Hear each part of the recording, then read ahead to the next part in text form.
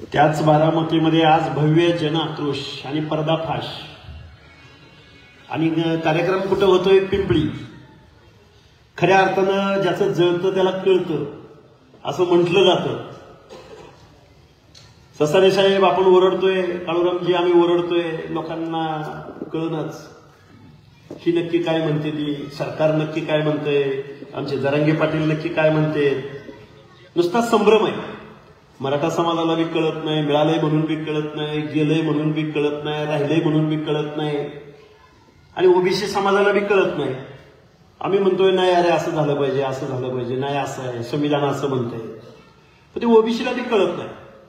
निवडणुका आल्या, काळूरामजी आम्ही ओबीसी म्हणलं की जत्रा भरायची, एखाद्या गावात जायचं म्हणलं की जत्रा.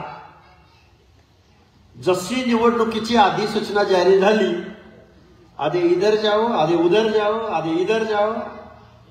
मला पंचायत समितीचं तिकीट मिळणार आहे सर, मला झडपीचं तिकीट मिळणार आहे, मला सभापती करतो म्हणली ती.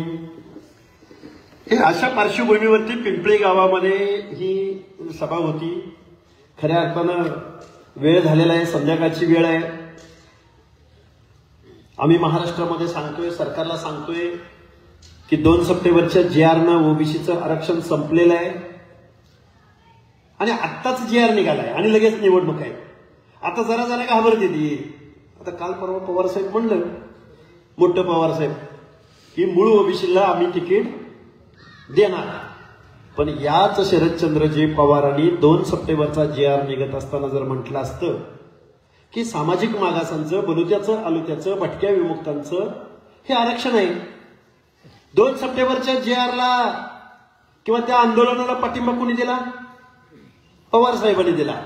आणि काल परवा काय म्हटलं की आम्ही मूळ ओबीसीलाच तिकीट देणार. याच्या मागचा मतलब तुम्ही समजून घ्या. कारण निवडणुकीमध्ये जरांगेंना पाठिंबा देण्यामुळं ओबीसी समाज आपल्यापासून दुरावलाय, तर आपलं राजकारण कुठंतरी धोक्यात आलंय म्हटल्यानंतर शरदचंद्रजी पवार साहेब काय म्हटलं की आम्ही मूळ ओबीसीला तिकीट देणार. बापूराव आणि अप्पा मूळ ओबीसीला तिकीट दिलं आणि त्याच जागेवरती बंडखोर अपक्ष म्हणून उभा राहिला. काय करायचं? अपक्षच निवडून येणार, मलिदा तेच खाणार, पैसे त्याला देणार आणि तिकीट ह्याला देणार. बरोबर आहे का चुकीचं आहे? त्यामुळं आता मी इथं उभा राहिलोय, पिंपरी गावातली लोक आहेत, आरक्षणाचा मतलब थोडासा समजावून सांगेन. परत या गावामध्ये काय घडलं तेही समजा, म्हणजे मला जेवढं कळलं तेवढं मी तुम्हाला समजावून सांगायचा प्रयत्न करेन.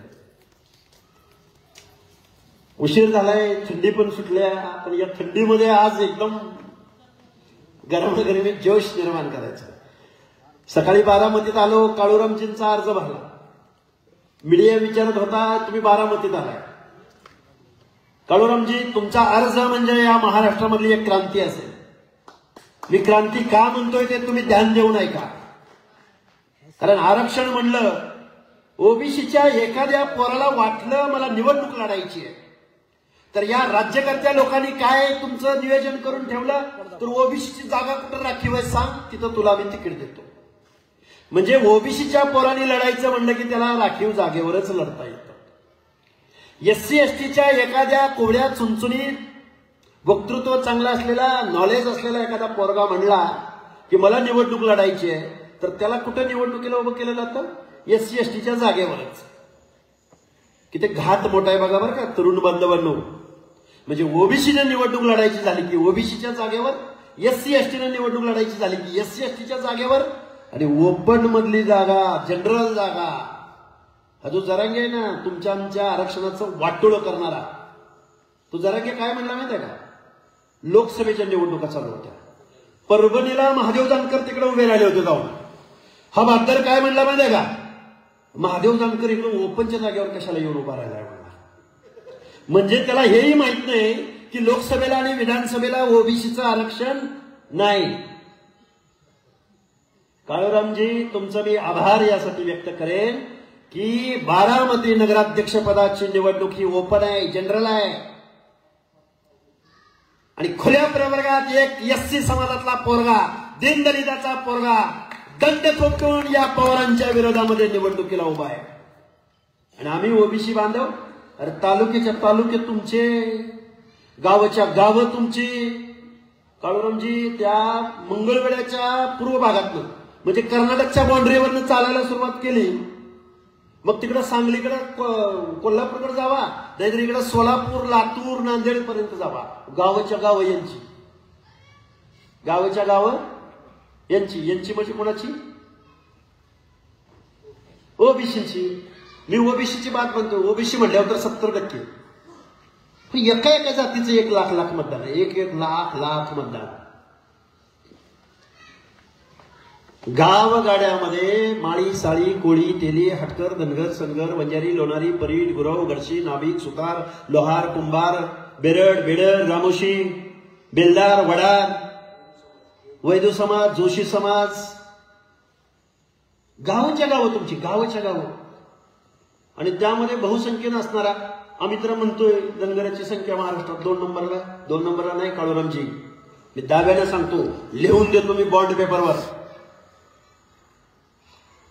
5-10 अंकानं गाव आहे ना धनगरी 1 नंबरला. आता हे बोललो तर मग ह्यानं कुठनं माहिती आहे, मग तुम्ही कुठनं माहिती आहे? कुणबी आणि ही एकत्र झाले की आम्ही 1 नंबरला.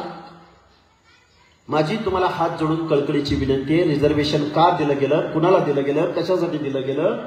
रिझर्वेशन म्हणजे काय, संविधानाला काय अपेक्षित आहे, कायद्याला काय अपेक्षित आहे, अगदी पब्लिक अपिलिंग इथं बसलेल्या सगळ्या माणसांना समजेल अशा भाषेत समजावून सांगायचा पुढचे 4-5 मिनिटं मी प्रयत्न करेन. आरक्षण कुणाला दिलं गेलं, का दिलं गेलं? आता महात्मा ज्योतिराव फुलेंचा उल्लेख केला गेला इथं.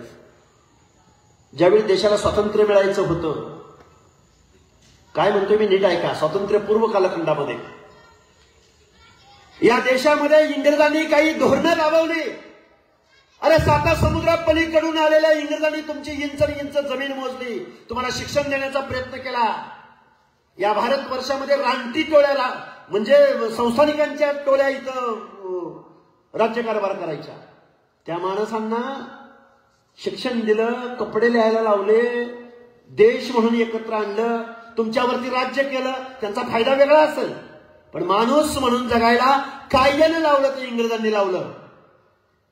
आणि मग त्या इंग्रजांच्या अनेक कायदे कानूनामध्ये सहभागी कोण झाले तर महामानव डॉक्टर बाबासाहेब आंबेडकर, महात्मा ज्योतिराव फुले. मग गोलमेज परिषदा असतील, सायमन कमिशन असेल, लिंलितगो आयोग असेल. हे का सांगायला लागलोय? कारण कळलं पाहिजे लोकांना आरक्षण म्हणजे काय, आरक्षण का दिलं गेलं, कुणाला दिलं गेलं, कशासाठी दिलं गेलं, का दिलं गेलं, हे थोडंफार साध्या सोप्या भाषेमध्ये इथल्या लोकांना कळावं म्हणून हे सांगतोय. स्वातंत्र्य मिळणार होतं, मग पवार साहेबांसारखे संस्थानिक इथं होतेच सगळे. जागीरदार वतनदार म्हणेन मी त्यांना, मी कुठल्या समाजाचं जातीचं नाव नाही घेणार. जागीरदार वतनदार संस्थानिक. इंग्रजांना काय मागत होते माहितीये का? इंग्रजांना त्यांच्या क्लबचं सदस्यत्व मागत होते काळूरामजी. इंग्रजांना आमचा वाडा कसा वाचेल, आमचं वतन आमच्या नावावर कसं राहील, आम्हाला मान सन्मान कसा भेटेल, हे संस्थानिक इंग्रजांना मागत होते. त्यावेळी आमचे महात्मा ज्योतिराव फुले काय मागत होते? महात्मा ज्योतिराव फुले इंग्रजांसमोर, आयोगांसमोर, हंटर कमिशन समोर, माझ्या गावगाड्यातल्या दीनदलिताला माणूस म्हणून जगता आला पाहिजे, शेतकऱ्याला त्याच्या शेताचा धानाचा. ही चळवळ आत्ताची नाही, शेतकऱ्यांची चळवळ आत्ताची नाही, आंदोलन आत्ताचं नाही. हंटर कमिशन समोर शेतकऱ्याच्या वेशामध्ये साक्ष द्यायला कोण गेले तर महात्मा ज्योतिराव फुले गेले. त्या महात्मा ज्योतिराव फुलेंना तुम्ही आम्ही समजून घेतलं नाही, डॉक्टर बाबासाहेबांना तुम्ही आम्ही समजून घेतलं नाही, राजर्षी शाहू महाराजांना तुम्ही आम्ही समजून घेतलं नाही. राजर्षी ही पदवी कोणी दिली शाहू महाराजांना? राजर्षी ही पदवी शाहू महाराजांना उत्तर प्रदेश मधल्या कुर्मी महासंघानं दिली. आणि त्याच राजर्षी शाहू महाराजांच्या नावानं विद्यापीठ असतील किंवा अनेक महत्वाच्या ठिकाणाला नावं कोणी दिली तर मायावतींनी, काशीरामजींनी दिली, आणि त्याच उत्तर प्रदेशमध्ये दिली. आणि महाराष्ट्रामध्ये म्हणजे आरक्षणाचे जनक शाहू महाराज, संविधान निर्माते डॉक्टर बाबासाहेब आंबेडकर, समतेचं तत्व देशाला देणारे महात्मा ज्योतिराव फुले. नाव कुणाचं घेतलं? फुले शाहू आंबेडकरांचं. कुणी घेतलं? नाव सांगायची गरज आहे का? कुणी घेतलं फुले शाहू आंबेडकरांचं नाव? महाराष्ट्रामध्ये पुरोगामी महाराष्ट्र फुले शाहू आंबेडकरांच्या प्रतिमांना विनम्र अभिवादन करून आम्ही आमचं घराणं चालवतोय. बरोबर आहे का चुकीचं आहे? आता मगाशी तुम्ही तुमच्या एकदम रांगड्या भाषेमध्ये ते सगळं समजावून सांगितलंय गावकऱ्यांना. बुथला कोण होतं, कोणाला कोण होतं, कोणाला काय होतं तुम्ही सांगितलं. त्यामुळं मी त्या गोष्टीत जात नाही. ओबीसींना आरक्षण कशात दिलंय तर पंचायत राजमध्ये, ग्रामपंचायत, पंचायत समिती, जिल्हा परिषद, नगरपंचायत, नगर परिषद, नगरपालिका, महानगरपालिका, कॅन्टोन्मेंट बोर्ड आणि मला वाटतं सोसायट्यांमध्ये कुठेतरी भटक्यांना काहीतरी थोड्या 1-2 जागा दिल्या. ह्याच्या पलीकडे तुम्हाला आरक्षण दिलंय का? तुमच्यामध्ये भांडणं कुठं लावली? गावच्या पंचायतीमध्ये भावकीमध्ये भांडणं लावली की नाही? पॅनल लावून पंचायत समिती, जिल्हा परिषद, ग्रामपंचायत आणि तुम्ही आम्ही बसलो गावागावात भांडत. तुमचं आमचं टार्गेट काय असतं? मला पंचायती मेंबर बनायचं, मला छडपी मेंबर बनायचं, मला दादा तिकीट देतो म्हणलंय, मला कारखान्याला संचालक पद मिळणार आहे. ह्याच्यातच भांडलो का दुसरं कशासाठी भांडलो? पण या राज्यकर्त्या लोकांनी ज्यावेळी कायद्याच्या सभागृहात जायची वेळ आली, बारामती लोकसभा परिसरामधल्या सगळ्या लोकांना माझं सांगणं आहे, अरे तुम्ही आम्ही कशासाठी भांडत राहिलो तर गावच्या पंचायतीसाठी भांडत राहिलो. पण कायद्याच्या सभागृहात जायची वेळ आली, अजितदादा पवार, सुनेत्राताई, सुप्रियाताई, आता तुम्ही म्हणाला यांच्यावरच बोलते, यांच्या कुणावर बोलायचं? ते जाऊ दे, आता काय ते माहिती आहे की सगळ्यात किती उगाळायचं तेच. तुम्ही काय करताय नक्की? गावगाड्यातल्या 18 पगड जातीच्या लोकांनी फक्त मतं द्यायला जन्म घेतलाय. तुमचं आज ओबीसी मधलं आरक्षण गेलंय. या निवडणुकीमध्ये तुम्हाला हे जाणवणार नाही, पण इथून पुढच्या सगळ्या निवडणुकामध्ये तुमच्या सगळ्या जागा गेलेल्या असतील. मग आमचा खासदार नाही, आमचा आमदार नाही, मग तुम्ही आणि कुठंतरी काढायचं. आमचं झडपी मेंबर एक आमच्या गटातनं झालतं बरं का, अध्यक्ष झालता बरं का, अशी वेळ येणार. कारण तुम्ही जर घरामध्ये शांत बसला ना, पुढच्या पिढ्यामध्ये तुम्हाला उभं राहायला सुद्धा संधी मिळणार. हे जबाबदारीने बोलतोय. मगाशी मी तुम्हाला एक संदर्भ देत होतो महात्मा ज्योतिराव फुलेंचा. त्यावेळी जर ही मंडळी असती ना इंग्रज आणि 1947च्या कालखंडामध्ये, आणि या माणसाने तुम्हाला आम्हाला मताचा अधिकार सुद्धा दिला नसता. दिला असता? काय पडलंय हो गावगाड्यातल्या दीनदलिताचं, गोरगरिबाचं, कष्टकऱ्याचं, भटक्या विमुक्ताचं काय पडलंय यांना? दिला असता का मताचा अधिकार तुम्हाला आम्हाला या लोकांनी? अरे गावगाड्यामध्ये पंचायतीसाठी एकमेकाची डोके फोडणारी तुम्ही आम्ही माणसं, ज्यावेळी कायद्याच्या सभागृहात जायची वेळ येते त्यावेळी कुणाचं तरी बघा, अजितदादा पवार विधानसभेला उभे होते, त्यांच्या विरोधामध्ये कोण उभे होते? यजुवेंद्र पवार. काय पवार? युगेंद्र पवार. दादांना, तुमच्या आमच्या गावामध्ये दादांना मत तुम्ही जास्त दिलं का कुणाला मत दिलं? दादाला दिली का नाही मत तुम्ही आम्ही गावागावात? दिली का नाही? मग 2 सप्टेंबरचा JR निघत असताना दादाचं मत काय होतं विचारलं का तुम्ही कधी त्यांना? तुमचे लोकप्रतिनिधी आहेत ना दादा, आहेत की नाही? माझी तुम्हाला हात जोडून कळकळीची विनंती आहे, बाबा हो, हे प्रतिनिधित्व कुणाला दिलं गेलं, का दिलं गेलं? हा विरोध आजचा नाहीये, तुमच्या आरक्षणाला आज विरोध नाही. या देशामध्ये संविधान लागू झालं. संविधान लागू झालं त्यावेळी डॉक्टर बाबासाहेब आंबेडकरांना विरोध झाला. ओबीसींना आरक्षण देत असताना 340व कलम तुमच्यासाठी लिहिलं बाबासाहेबांनी, आणि मग SC ST साठी 41वा आणि 42वा कलम लिहिलं. देशाला स्वातंत्र्य मिळालं 47ला, संविधान लागू झालं 1950ला, आणि ओबीसीला कायद्याने आरक्षण मिळालं 1994ला. काळूरामजी लक्षात ठेवा, बाबासाहेबांना प्रश्न विचारला. कुणी विचारला प्रश्न बाबासाहेबांना? बाबासाहेबांना प्रश्न विचारला सरदार वल्लभभाई पटेल, ओबीसीच होते परत ते. त्यांनी प्रश्न विचारला, शांत जरा, एक 5-10 मिनिटं वेळ घेतोय, जास्त वेळ घेणार नाही. बाबासाहेब म्हणले तुम्ही दलितांना आरक्षण दिलं, आम्ही समजून घेतलं. ज्यांच्या बाबतीमध्ये छूत अछूतपणा पाळला गेला, अनटचेबिलिटी, काय टचेबिलिटी, अनटचेबिलिटी, स्पृश्य अस्पृश्यता ज्यांच्या बाबतीमध्ये पाळली गेली, त्या दलितांना तुम्ही आरक्षण दिलं, आम्ही समजून घेतलं. तुम्ही म्हणले शेड्यूल्ड ट्राईब्सला आरक्षण दिलं, म्हणजे आदिवासींना आरक्षण दिलं. ट्रायबल लोकांना आरक्षण दिलं, तेही आम्ही समजून घेतलं. जे जंगलात राहिले, डोंगरदऱ्यात राहिले, त्यांचं प्रतिनिधित्व तेही तुम्ही समजून घेतलं. पण गावगाड्यातल्या माळ्याला, कोळ्याला, तेल्याला, धनगराला, वंजाऱ्याला, लोणाऱ्याला, म्हणजे गावातल्या आताचे जे सगळे ओबीसी, सोनार, सुतार, लोहार, यांना काय आरक्षण देताय तुम्ही बाबासाहेब? त्यावेळी महामानव डॉक्टर बाबासाहेब आंबेडकर बोलले, गावगाड्यातल्या, गावकुसातल्या दिनदलिताला मी कायद्यानं सूचीबद्ध आरक्षण दिलंय. सूचीबद्ध म्हणजे शेड्यूल कास्ट, शेड्यूल ट्राईब, मी यांना कायद्यानं आरक्षण दिलंय. पण ओबीसींना मला आरक्षण यासाठी द्यायचंय की गावच्या डोंगराच्या कुशीला कुठेतरी माझा बेरड समाज, वडार समाज, मेंढपाळ बांधव आणि गाव कुसामध्ये गावच्या वतनदाराला केंद्रबिंदू मानून ज्या ज्या बलुत्यानं अलुत्यानं काम केलं, मग त्यामध्ये नाभिक आहे, सुतार आहे, लोहार आहे, कुंभार आहे, तेली आहे, तांबोळी आहे, बागबान आहे, या माणसाने गावच्या वतनदाराला, गावच्या प्रमुखाला, गावच्या पाटलाला प्रमुख म्हणून सेवा देण्याचं काम इथल्या व्यवस्थेमध्ये गेल्या शेकडो वर्षामध्ये केलं. त्या माणसांना सुद्धा मला शिक्षणाच्या प्रवाहात आणायचंय, निर्णय प्रक्रियेत आणायचंय आणि या स्वतंत्र अशा भारत देशामध्ये त्यांना मान सन्मानानं जगवायचंय. म्हणून मी ओबीसींना आरक्षण देतोय. नाही बाबासाहेबांना तुम्ही आम्ही समजून घेतलं. 94ला मिळालेलं आरक्षण 2004ला सुशील कुमार शिंदेच्या एका GRने संपलं. आरक्षण म्हणजे गरिबी हटाव नाही. आरक्षण मिळालं म्हणून प्रत्येक घरामधला कलेक्टर होणार नाही. आरक्षण मिळालं म्हणून प्रत्येक घरातला पोरगा झेडपी मेंबर होणार नाही. आरक्षण मिळालं म्हणजे घरावरती सोन्याची कौलं लगेच दुसऱ्या दिवशी बसणार नाही. तसं असतं तर काळूरामजी SC आणि ST बांधवांना 1950ला आरक्षण मिळालंय.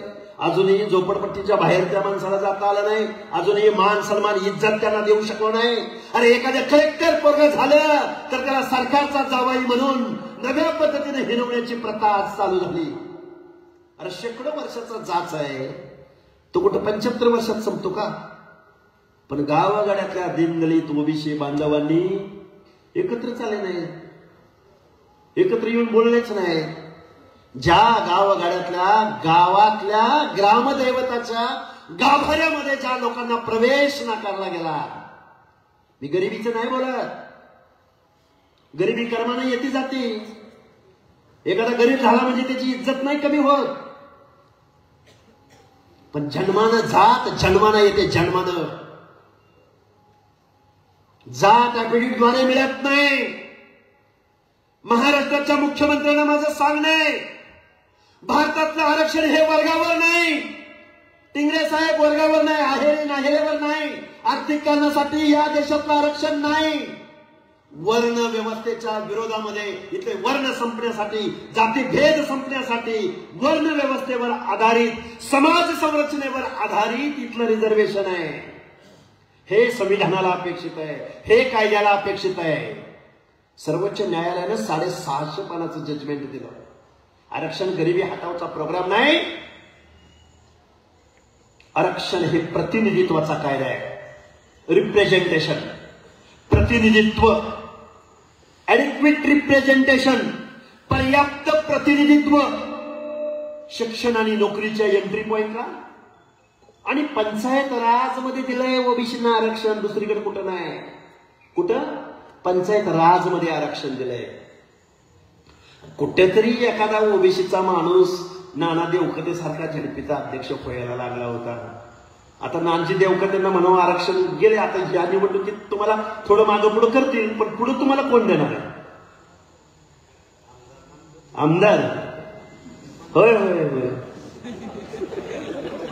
होणार की होणार. होय, कसं होणार? तुम्हाला सांगू का, मी ज्या मराठवाड्यामध्ये काम करतो, मी एक उदाहरण सांगतो. आता ही आपल्या पिंपरी गावातली माणसं आहेत. मी एक उदाहरण सांगतो तुम्हाला का रिझर्वेशनची आवश्यकता आहे. काही माणसं म्हणतात एक कोणतरी पवार म्हणून आहे. ओ काय त्या पवारचं नाव? मुंबईमध्ये जे संयोजन समितीचा माणूस वीरेंद्र पवार. अरे धनगराला आरक्षण आहे, मग आम्हाला का आरक्षण नाही? क्षत्रिय होते म्हणा धनगर. होय, होळकर क्षत्रिय आहेत म्हणला. क्षत्रिय होळकरच नव्हते. इथं पहिलं आदिवासींचं राज्य होतं, गोंडवाना राज्य होतं की नाही? होतं की नाही? हा, ते पण राज्य होते ना. बर, मग त्यांना एक समजणारं उदाहरण टीव्ही चॅनलवरती मी दिलं. समजणारं उदाहरण, छत्रपती शिवाजी महाराजांच्या स्वराज्यामध्ये, छत्रपती शिवाजी महाराजांच्या स्वराज्यासाठी जीवाची कुर्बानी कुणी दिली? जीवा महाले, शिवा काशी, बेहेरजी नाईक, तानाजी मालुसरे, रायप्पा महार, तोरणा किल्ला दान करणारा धनोजी धनगर. इतिहासात आहे का नाव कुठं? असलं तर सांगा मला. तोरणा किल्ला स्वराज्याचं तोरण बांधण्यासाठी जो महिष टिक्का आदिलशाला भरायचा, त्याच्या जाचातून मला मुक्ती मिळावी म्हणून तोरणा किल्ल्याचं दान देणारा गवळी धनगर आहे का इतिहासात कुठं स्थान? त्यांना आता नोटिसा निघालेल्या, तुम्ही गाड्याच्या खाली निघा म्हणून. त्या वीरेंद्र पवारांनी मला सांगितलं की धनगर सुद्धा क्षत्रिय होते. हो, होते धनगर क्षत्रिय. बेहेरजी नाईक, तानाजी मालुसरे जीव दिला म्हणजे ते क्षत्रियच ना. शिवाजी महाराजांच्या बरोबरीने काम करणारा सरदार म्हणून ज्याचा इतिहासाने दखल घेतली ते क्षत्रियच म्हणले पाहिजेत ना. पण काळूरामजी, ज्यावेळी बेहेरजी नायकाच्या समाजाची जात लिहायची वेळ आली, विष्णुप्पा काय नाव आलं? हिंदू रामोशी, बेरड, बेडर. तानाजी मालुसरेंची जात लिहायची वेळ आली त्यावेळी हिंदू महादेव कोली आली की नाही? धनोजी धनगराची जात लिहायची वेळी हिंदू धनगर. जीवा महालेची जात लिहायची वेळ आली त्यावेळी हिंदू नाभिक. आणि तुमची जात लिहायची वेळ आली मराठा प्रदेशवाचक शब्द आहे. मराठा म्हणजे महाराष्ट्रातले सगळे.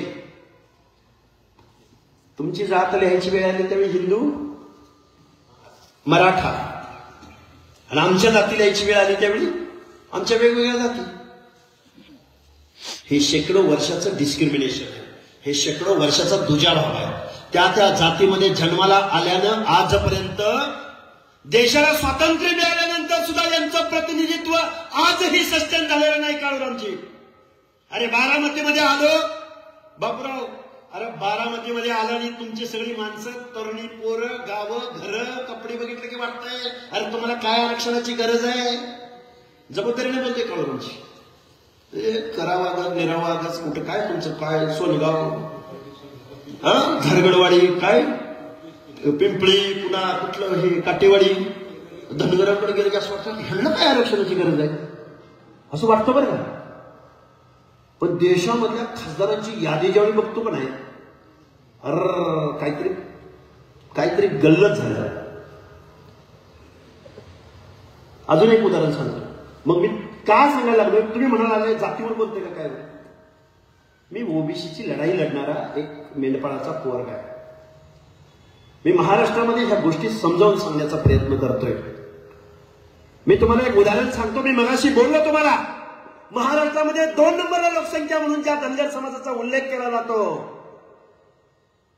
बीड जिल्हा, जालना जिल्हा, नांदेड जिल्हा, धाराशिव जिल्हा, लातूर जिल्हा, छत्रपती संभाजीनगर जिल्हा, परभणी जिल्हा, किती जवळजवळ 8 जिल्ह्यांची नावं घेतली. ससाणे साहेब, वकील साहेब, 8 जिल्ह्यामध्ये 2 नंबरला लोकसंख्या असणाऱ्या महाराष्ट्रामध्ये धनगराचा एकही विधानसभेत आमदार नाही. आता जाऊ द्या, मी विधानसभेचं बोललो, विधान परिषदेमध्ये सुद्धा नाही. अरे 2 नंबरला लोकसंख्या असलेल्या धनगराची जर ही अवस्था असेल तर मग गावगाड्यातल्या या सुताराचं, लोहाराचं, कुंभाराचं, बेरडाचं, वडराचं यांचं काय? 2 नंबरला लोकसंख्या तुमची. एकही खासदार तुमचा देशाच्या संसदेमध्ये निवडून गेला नाही. कोण तुमचा प्रश्न त्या संसदेमध्ये मांडणार? बलुत्याचा आलुत्याचा माणूस एकही महाराष्ट्राच्या विधानसभेमध्ये नाभिक आमदार झाला नाही, सुतार आमदार झाला नाही, लोहार आमदार झाला नाही, वडार आमदार झाला नाही. कुठला फुले शाहू आंबेडकरांचा महाराष्ट्र? हा महाराष्ट्र कारखानदारांचा महाराष्ट्र आहे. हा महाराष्ट्र काही घराण्यांचा महाराष्ट्र आहे. गोर गरीब मराठा बांधवांना गरिबी असू शकते ना, मग त्याचं कारण काय? ओबीसीचं आरक्षण आहे. तुम्ही आमचं खाल्लं या आणि तुम्ही लय आमचं खाल्लं या, मग तुम्ही गेलाय तर आम्ही पण येणार. काय जरांगे, गरिबी आहे ना, मान्य ना. गरिबीसाठी सोशल असिस्टन्स आहे, गरिबीसाठी सोशल वेलफेअर आहे, गरिबीसाठी शासनाच्या अनेक योजना आहेत. अरे हे सामाजिक मागासांचं आरक्षण आहे, हे प्रतिनिधित्वाचं आरक्षण आहे. ज्यांचे ज्यांचे हक्क अधिकार डावलले, ज्यांना ज्यांना ज्या ज्या जातीमध्ये जन्माला आले म्हणून इथल्या व्यवस्थेने नाकारलं, त्या लोकांचं रिझर्वेशन आहे. हे संविधानाला अपेक्षित आहे, हे कायद्याला अपेक्षित आहे, हे आयोगांना अपेक्षित आहे. पण 2 सप्टेंबरचा GR तुमच्या आमच्या छातीवरती नाचून कायद्यानं ओबीसीचं आरक्षण संपवणारा हा GR निघाला. मग आता त्याचा पहिला फटका कोणाला बसला? तर माझ्या पिंपळी गावाला बसला. बसला का नाही पहिला फटका? कोण होते सरपंच इथं? मंगलताई हरिभाग केसकर होत्या की नाही? त्यांची अजून टर्म किती दिवस बाकी होती? 1.5 वर्ष. बर,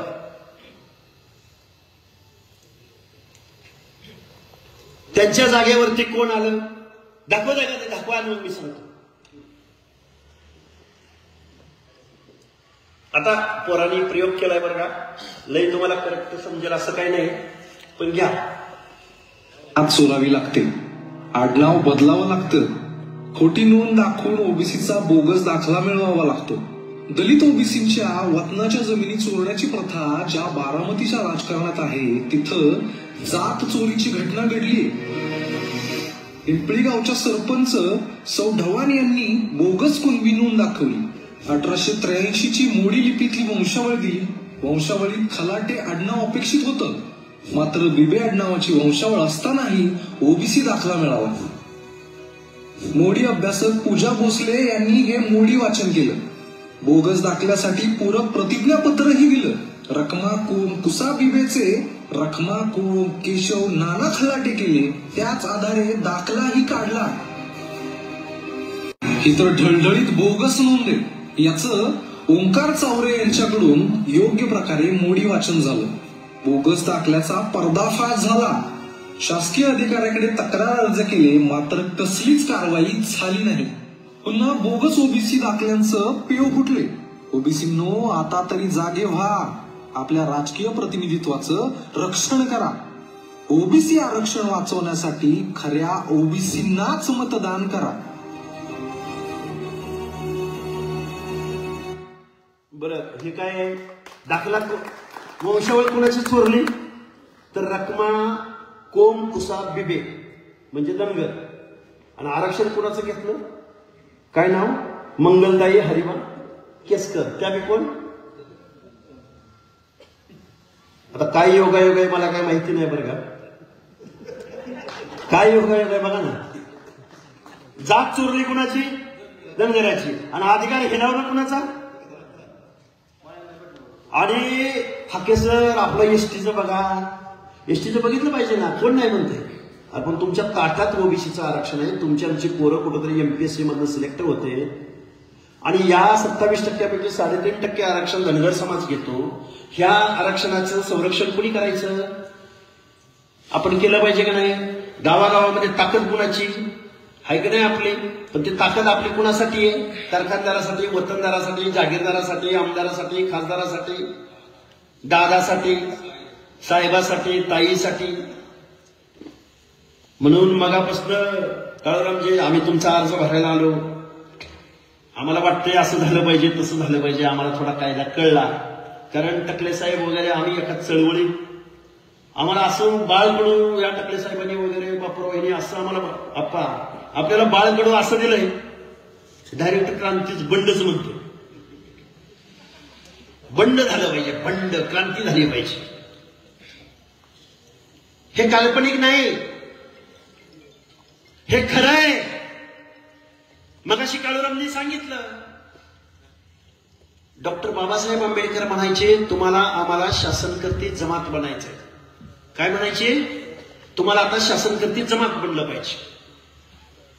हे उगच असंच बोलले ना, कारण त्या डॉक्टर बाबासाहेब आंबेडकरांनी तुमच्या मताला लाख मोलाची किंमत दिली. टाटा बिर्ला अंबानीच्या मताला जेवढी किंमत तेवढीच गावगाड्यामध्ये ऊसतोडीचं काम करणाऱ्या ऊसतोड मजुराच्या मताला सुद्धा तेवढीच किंमत.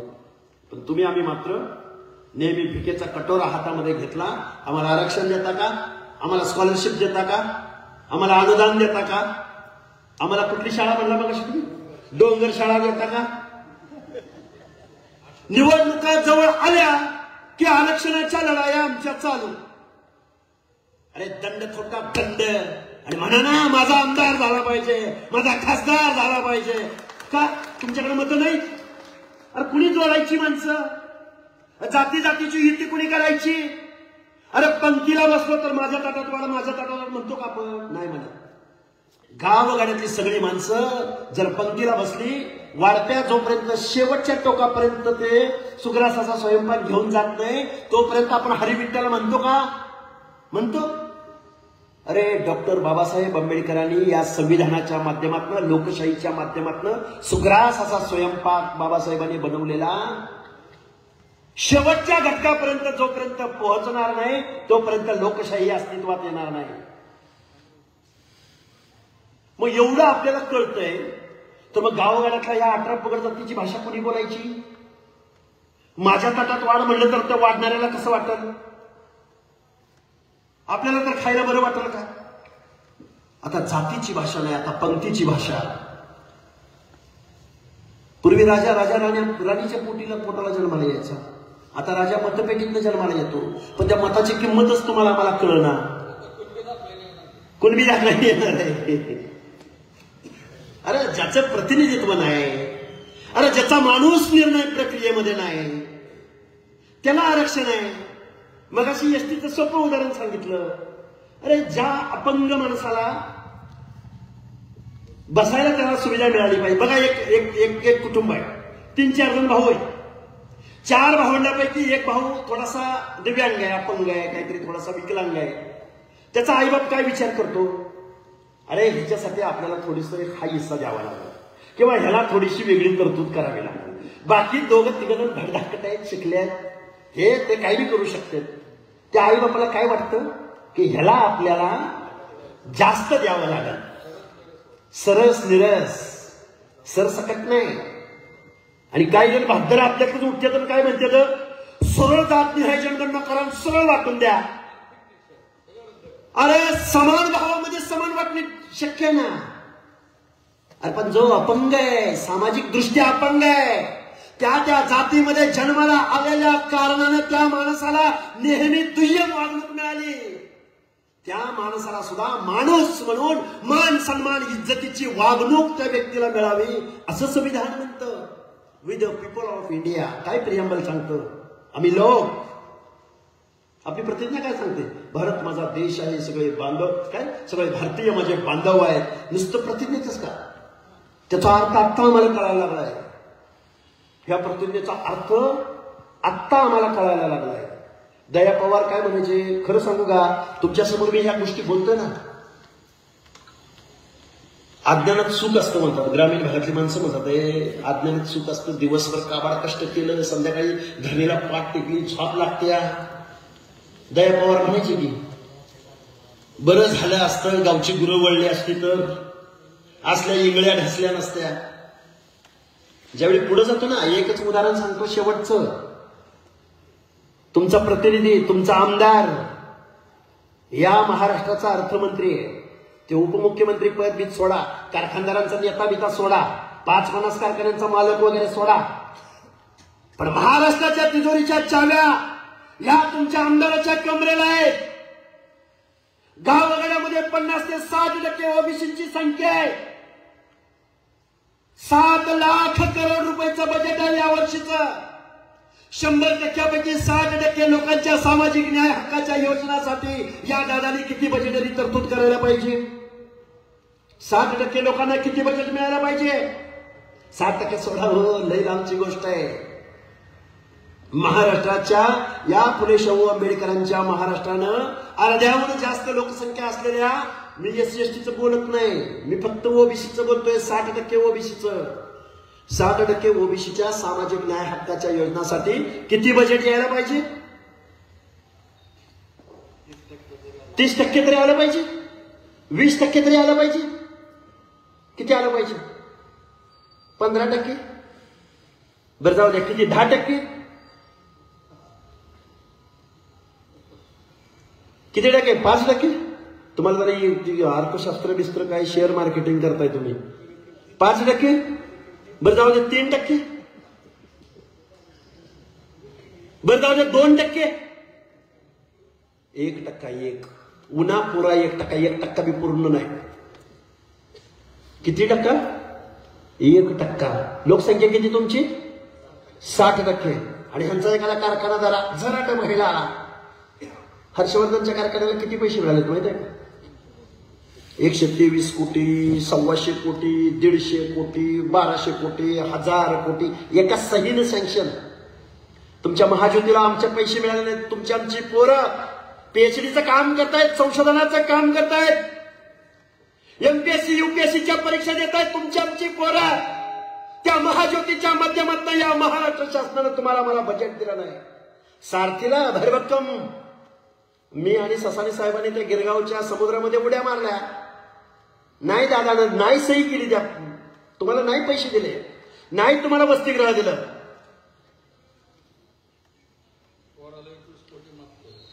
ते जाऊ द्या, ते आता परत अजून काय किती बोलावं, यांच्या फ्रॉडवर बोलावं, भ्रष्टाचारावर बोलावं, हक्क अधिकारावर बोलावं, कारखान्यावर बोलावं, बजेटवर बोलावं, मान सन्मान इज्जतीवर बोलावं, घराणेशाहीवर बोलावं.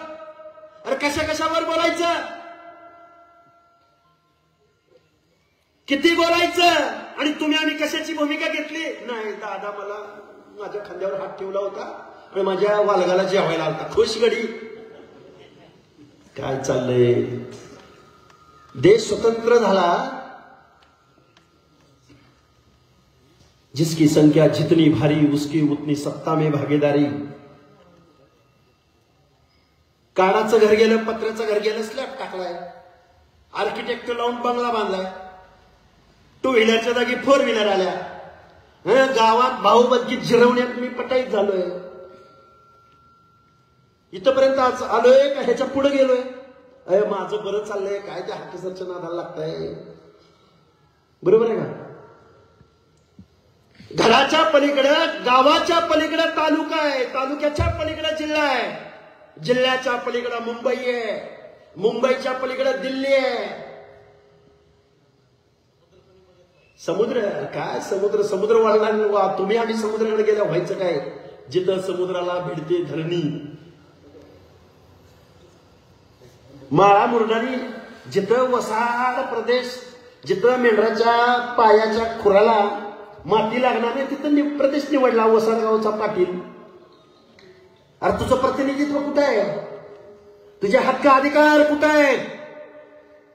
यशवंतराव चव्हाण ज्यावेळी या पश्चिम महाराष्ट्रामध्ये धनगरांच्या वाड्या वस्त्यावरती जायचे त्यावेळी आपल्या भाषणात बोलायचे यशवंतराव चव्हाण एक तर राजकारण पवार पाटील देशमुखाच्या वाड्यावरून चालल, नाहीतर राजकारण धनगराच्या वाड्या वस्त्यावरून चालल.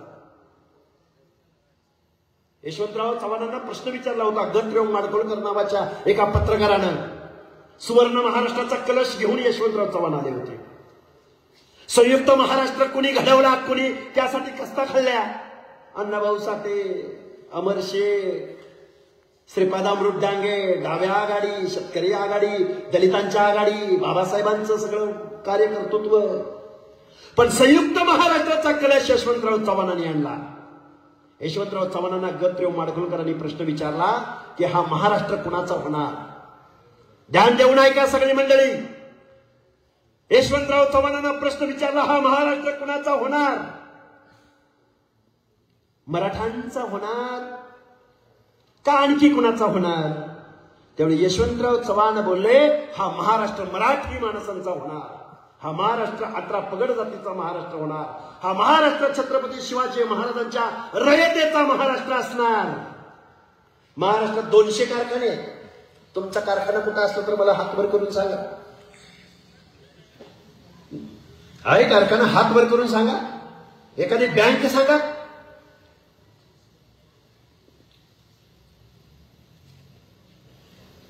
कधी महसूल मंत्रीपद मिळालं का तुम्हाला? कधी अर्थमंत्रीपद मिळालं?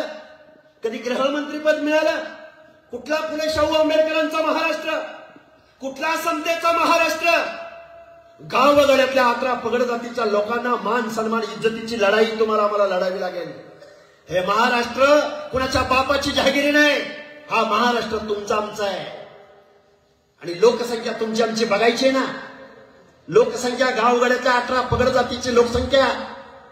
काळूराम, या लोकांची लोकसंख्या सांगू का? बाबीरबुवाला गेलो लाखो संख्या, आरेवाडीच्या बिरोबाला गेलो लाखोची संख्या, माळेगावच्या खंडोबाला गेलो लाखोची संख्या, जेजुरीला गेलो लाखोची संख्या, तिकडं भगवानगडावर गेला लाखोची संख्या, पोहरादेवीला गेलो बंजारा समाजाचं आराध्य दैवत, मडीला गेलो भटक्यांची पंढरी, तशीच संख्या सांगतो त्याच्यावर येणार आहे की पुढे.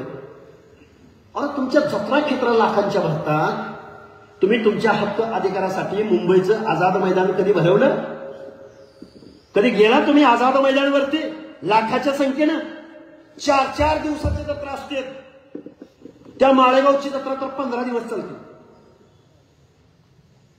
कधीतरी आपल्या हक्क अधिकारासाठी पुढच्या पिढ्यांसाठी शिक्षणाचं गळतीचं प्रमाण तुमचं. अरे गावामध्ये पहिलीला जर 25 मुलींनी ऍडमिशन घेतलं असलं तर त्या 10वीला जाईपर्यंत त्यामधल्या 10-12 सुद्धा उरत नाही. 11वीला 12वीला जाईपर्यंत त्यातल्या 5 सुद्धा उरत नाही. आणि हायर एज्युकेशनला जाईपर्यंत 25 मुलींनी शाळेत घेतलेला प्रवेश हायर एज्युकेशन घेईपर्यंत 2 किंवा 3 किंवा 4च उरतात. हे तुमचं आमचं शिक्षणातलं प्रमाण आहे. कुठल्या हक्काची ना अधिकाराची भाषा, कुठली मान आणि सन्मानाची भाषा. तुमचा माणूस जोपर्यंत कायद्याच्या सभागृहात जाणार नाही तोपर्यंत तुमचं आमचं आरक्षण कोणीही वाचवणार नाही. आज या पिंपरी गावामध्ये ज्याचं जळतं त्याला कळतं. ओढ लागल्या हो, ओढ लागल्या म्हणून पिंपरी गावातल्या लोकांनी ही सभा लावल्या. मगाशी मला सांगली जिल्ह्यातल्या कवठेमंकाळ तालुक्यातल्या ढळगाव जिल्हा परिषद गणातल्या माणसाचा फोन आला. त्या माणसाने काय प्रताप केलाय तुम्हाला सांगतो. नाव बी घेतो, देसाई नावाचा माणूस. त्या माणसाला जिल्हा परिषद लढायची, ओबीसी रिझर्व. त्या माणसाला त्याची सगळी वंशावळ कुठली आहे? राजस्थानची. त्याने ऑनलाईन सर्च मारला. कोल्हापूर जिल्ह्यामधल्या ह्याच्या आजोबाचं नाव आणि कोल्हापूर जिल्ह्यातल्या एका माणसाचं आजोबाचं सेम नाव त्याला मिळालं. त्या सेम नावावरनं त्यानं ओबीसीचं सर्टिफिकेट आत्ता प्रांताकडून आजच सँक्शन करून घेतलंय आणि उद्या तो जिल्हा परिषदला उभा राहणार. आंबेडकर मी आता जर फोन लावला, आमचे बळीराम तात्या खटके तिथले, त्याला जर फोन लावला, द्या फोन इकडे, तिकडे काय चाललंय ते तुम्हाला सांगतो. एक कळलं पाहिजे, हे पिंपरी गावाचा प्रश्न नाही. हा प्रश्न गावगड्यातल्या सगळ्या लोकांचा. प्रत्येक ठिकाणी याच गोष्टी चालू आहे. तुम्हाला मी फोन लावतो तुमच्या समोर, अंबड तालुक्यात काय चाललंय ते तुम्हाला सांगतो. एकच मिनिट तुमचं घेतो आणि मी माझं मनोगत थांबवतो.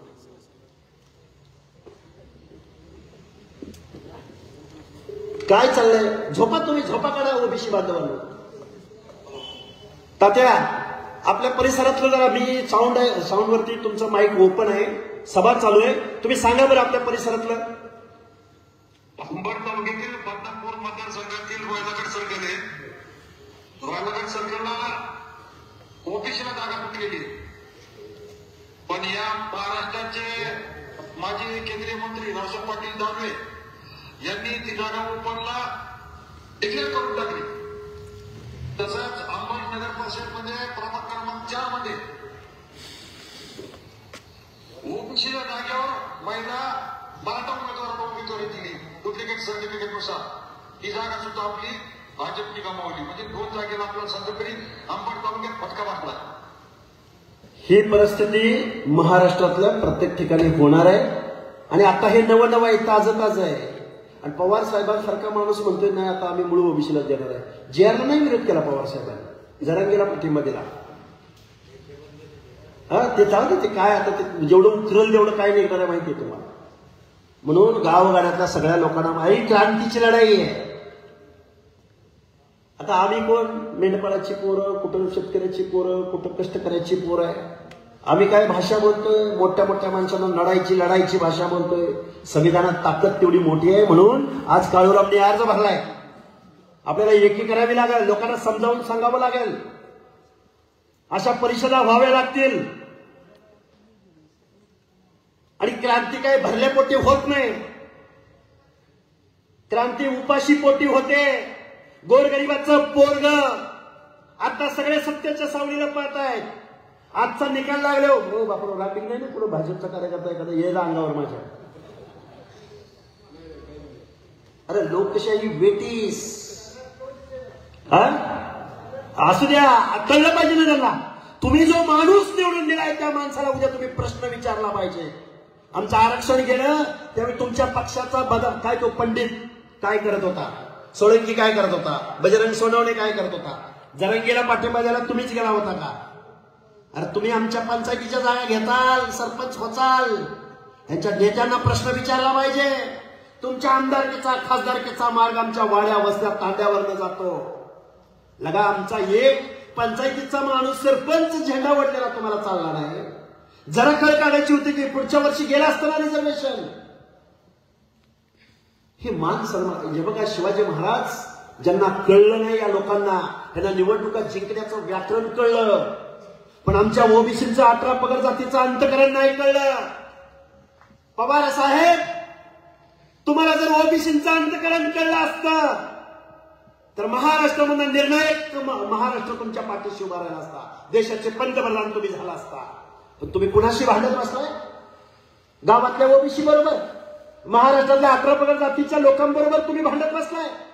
अरे दिल्ली तिकडे रिकामी पडली ना, दिल्लीचे ही तख्त राखितो महाराष्ट्र माझा. आणि हे बघा, कारखाना द्यायची वेळ आली की पाहुण्यारावळांना पार्थ माझा, हे चुकीचं आहे. अरे द्या ना सगळ्यांना. अरे गावाचा पॅनल प्रमुख, बघा मी जबाबदारीने बोलतोय, गावाचा पॅनल लावतो ना माणूस, पॅनल प्रमुख सगळ्यांना संधी देतो. अरे नायका वस्तीवरच्या माणसाला एक तिकीट द्यावं लागतंय बरं का. नाही तिथं नायकाची वस्ती आहे, त्या नायकाच्या वस्तीवरच्या एकाला आरक्षण असू नाही तर नसू त्याला एक तिकीट द्यावं लागतं. अरे नाही गावात ह्यांना एक तिकीट द्यावं लागतंय, त्याशिवाय आपलं पॅनल बसत नाही. त्याशिवाय गावामध्ये आपलं हे त्या पॅनल प्रमुखाला जी अक्कल आहे ना, ते महाराष्ट्राचं नेतृत्व करणाऱ्या या माणसांना अक्कल नाही. हे जास्त दिवस चालणार नाही. गाव वगळ्यातली 18 पगड जातीची माणसं, अरे आमची संख्या आम्हाला मोजा ना, आम्हाला किती आली. बारामतीच्या लोकांना माहित नाही सांगोल्यात किती आहेत, सांगोल्याच्या लोकांना माहित नाही नांदेडमध्ये किती आहेत, मुखेडच्या लोकांना माहित नाही जालन्यामध्ये किती आहेत, जालन्याच्या लोकांना माहित नाही संभाजीनगरमध्ये किती आहेत. तुमचं आमचं चाललंय. ये रे माझ्या मागल्या टाक कल्या चांगल्या. बिके कोकरे आले, वाटलं आता काहीतरी क्रांती होत्या. पुन्हा कोणतरी आलं, हाय नाही आता काहीतरी होतंय. अजून कोणतरी आलं, नाही आता काहीतरी होतंय. 5 वर्ष घोषणा देणारं गडी जशी निवडणूक लागली तर काय इंदिरा गांधीचा पराभव झाला का? इंदिरा गांधीने घरं काढली का तिथल्या लोकांची? कोण आहे की मतपेटीला घाबरणारी माणसं आहेत? तुम्ही एकदा मतपेटीतनं तुमची गावाच्या गाव एकदा क्रांती घडवा ना. नाही तुमचे पाय धरत आले तर नाव दुसरं, राजकारण बंद, समाजकारण बंद. तुम्ही काय मागितल्यानं भीक मिळते, पण लढाई केल्यानं, संघर्ष केल्यानं हक्काने अधिकार मिळतात. हे लक्षात ठेवा. खूप काही बोलता येण्यासारखं आहे, खूप काही बोललो.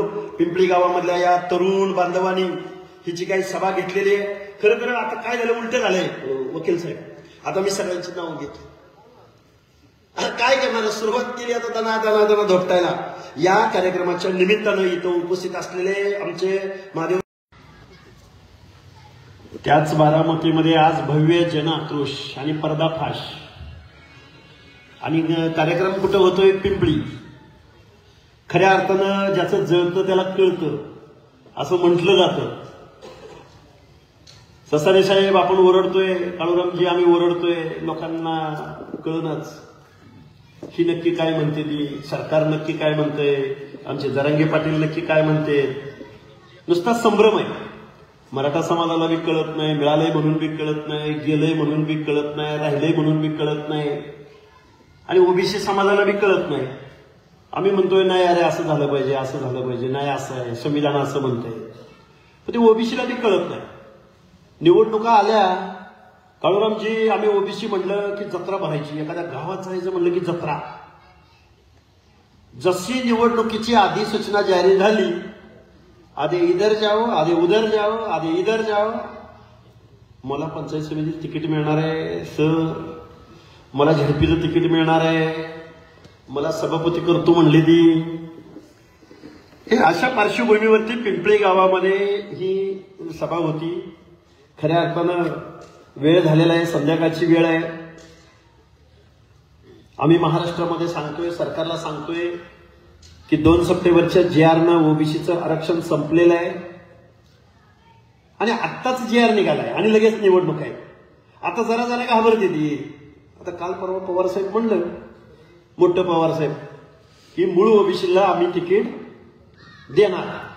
पण याच शरदचंद्रजी पवारांनी 2 सप्टेंबरचा GR निघत असताना जर म्हटलं असतं की सामाजिक मागासांचं, बलुत्याचं, आलुत्याचं, भटक्या विमुक्तांचं हे आरक्षण आहे, 2 सप्टेंबरच्या GRला किंवा त्या आंदोलनाला पाठिंबा कोणी दिला? पवार साहेबांनी दिला. आणि काल परवा काय म्हटलं की आम्ही मूळ ओबीसीलाच तिकीट देणार. याच्या मागचा मतलब तुम्ही समजून घ्या. कारण निवडणुकीमध्ये जरांगींना पाठिंबा देण्यामुळं ओबीसी समाज आपल्यापासून दुरावलाय, तर आपलं राजकारण कुठंतरी धोक्यात आलंय म्हटल्यानंतर शरदचंद्रजी पवार साहेब काय म्हटलं की आम्ही मूळ ओबीसीला तिकीट देणार. बापूराव आणि अप्पा मूळ ओबीसीला तिकीट दिलं आणि त्याच जागेवरती बंडखोर अपक्ष म्हणून उभा राहिला. काय करायचं? अपक्षच निवडून येणार, मलिदा तेच खाणार, पैसे त्याला देणार आणि तिकीट ह्याला देणार. बरोबर आहे का चुकीचं आहे? त्यामुळं आता मी इथं उभा राहिलोय, पिंपरी गावातली लोक आहेत, आरक्षणाचा मतलब थोडासा समजावून सांगेन. परत या गावामध्ये काय घडलं तेही समजा, म्हणजे मला जेवढं कळलं तेवढं मी तुम्हाला समजावून सांगायचा प्रयत्न करेन. उशीर झालाय, थंडी पण सुटल्या, पण या थंडीमध्ये आज एकदम गरमी जोश निर्माण करायचा. सकाळी बारामतीत आलो, काळूरामजींचा अर्ज भरला.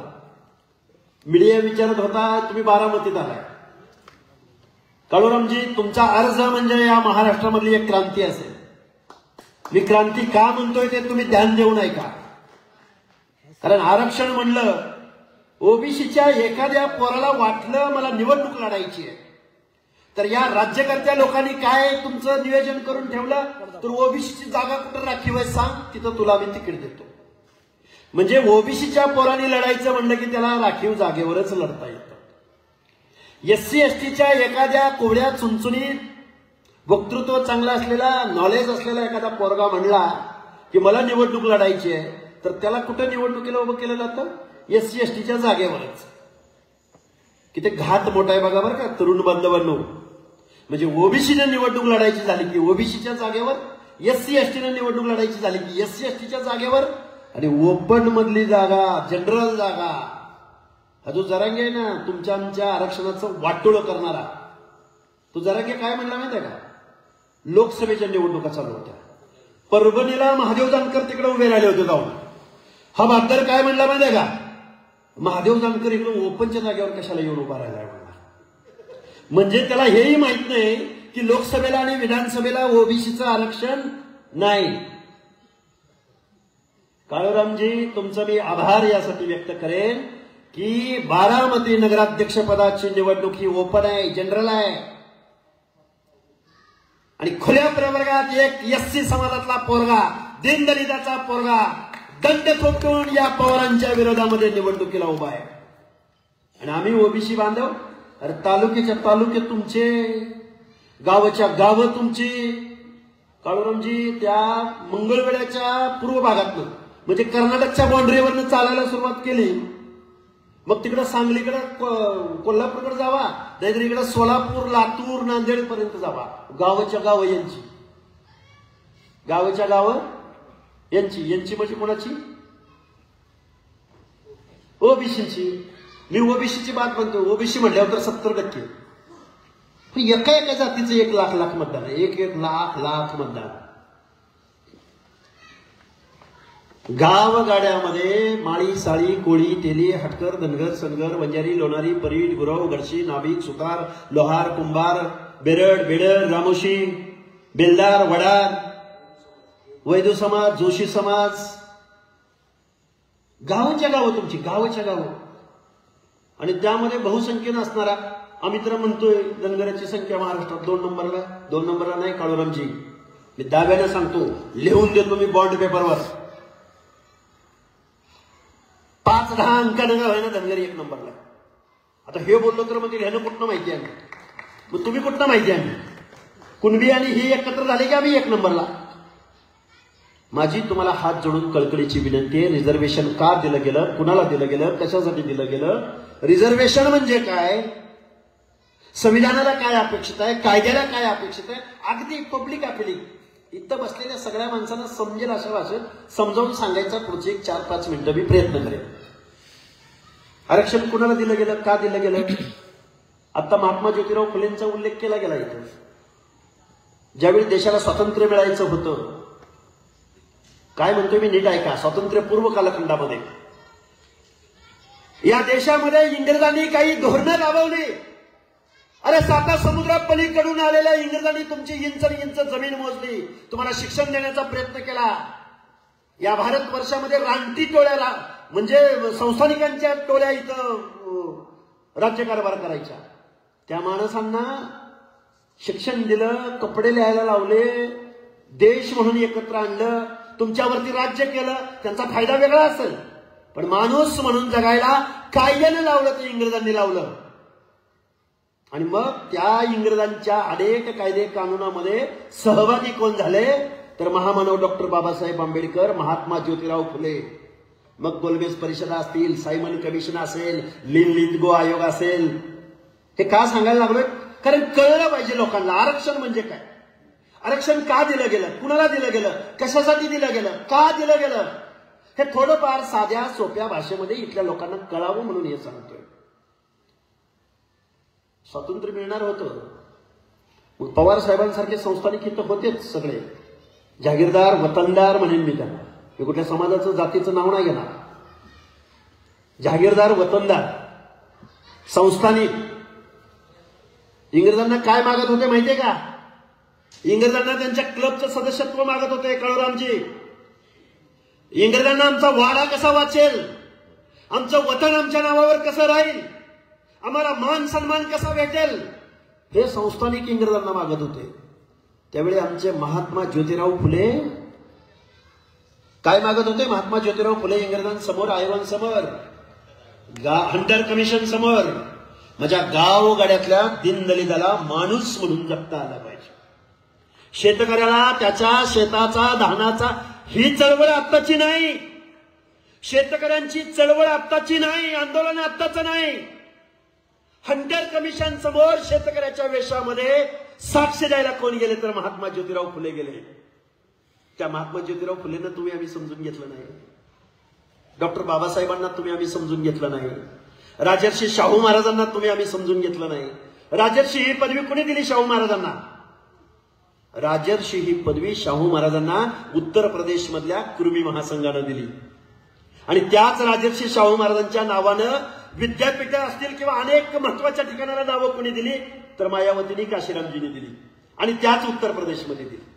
आणि महाराष्ट्रामध्ये म्हणजे आरक्षणाचे जनक शाहू महाराज, संविधान निर्माते डॉक्टर बाबासाहेब आंबेडकर, समतेचं तत्व देशाला देणारे महात्मा ज्योतिराव फुले.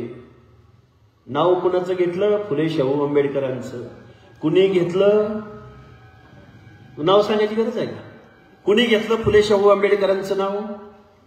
महाराष्ट्रामध्ये पुरोगामी महाराष्ट्र फुले शाहू आंबेडकरांच्या प्रतिमांना विनम्र अभिवादन करून आम्ही आमचं घराणं चालवतोय. बरोबर आहे का चुकीचं आहे?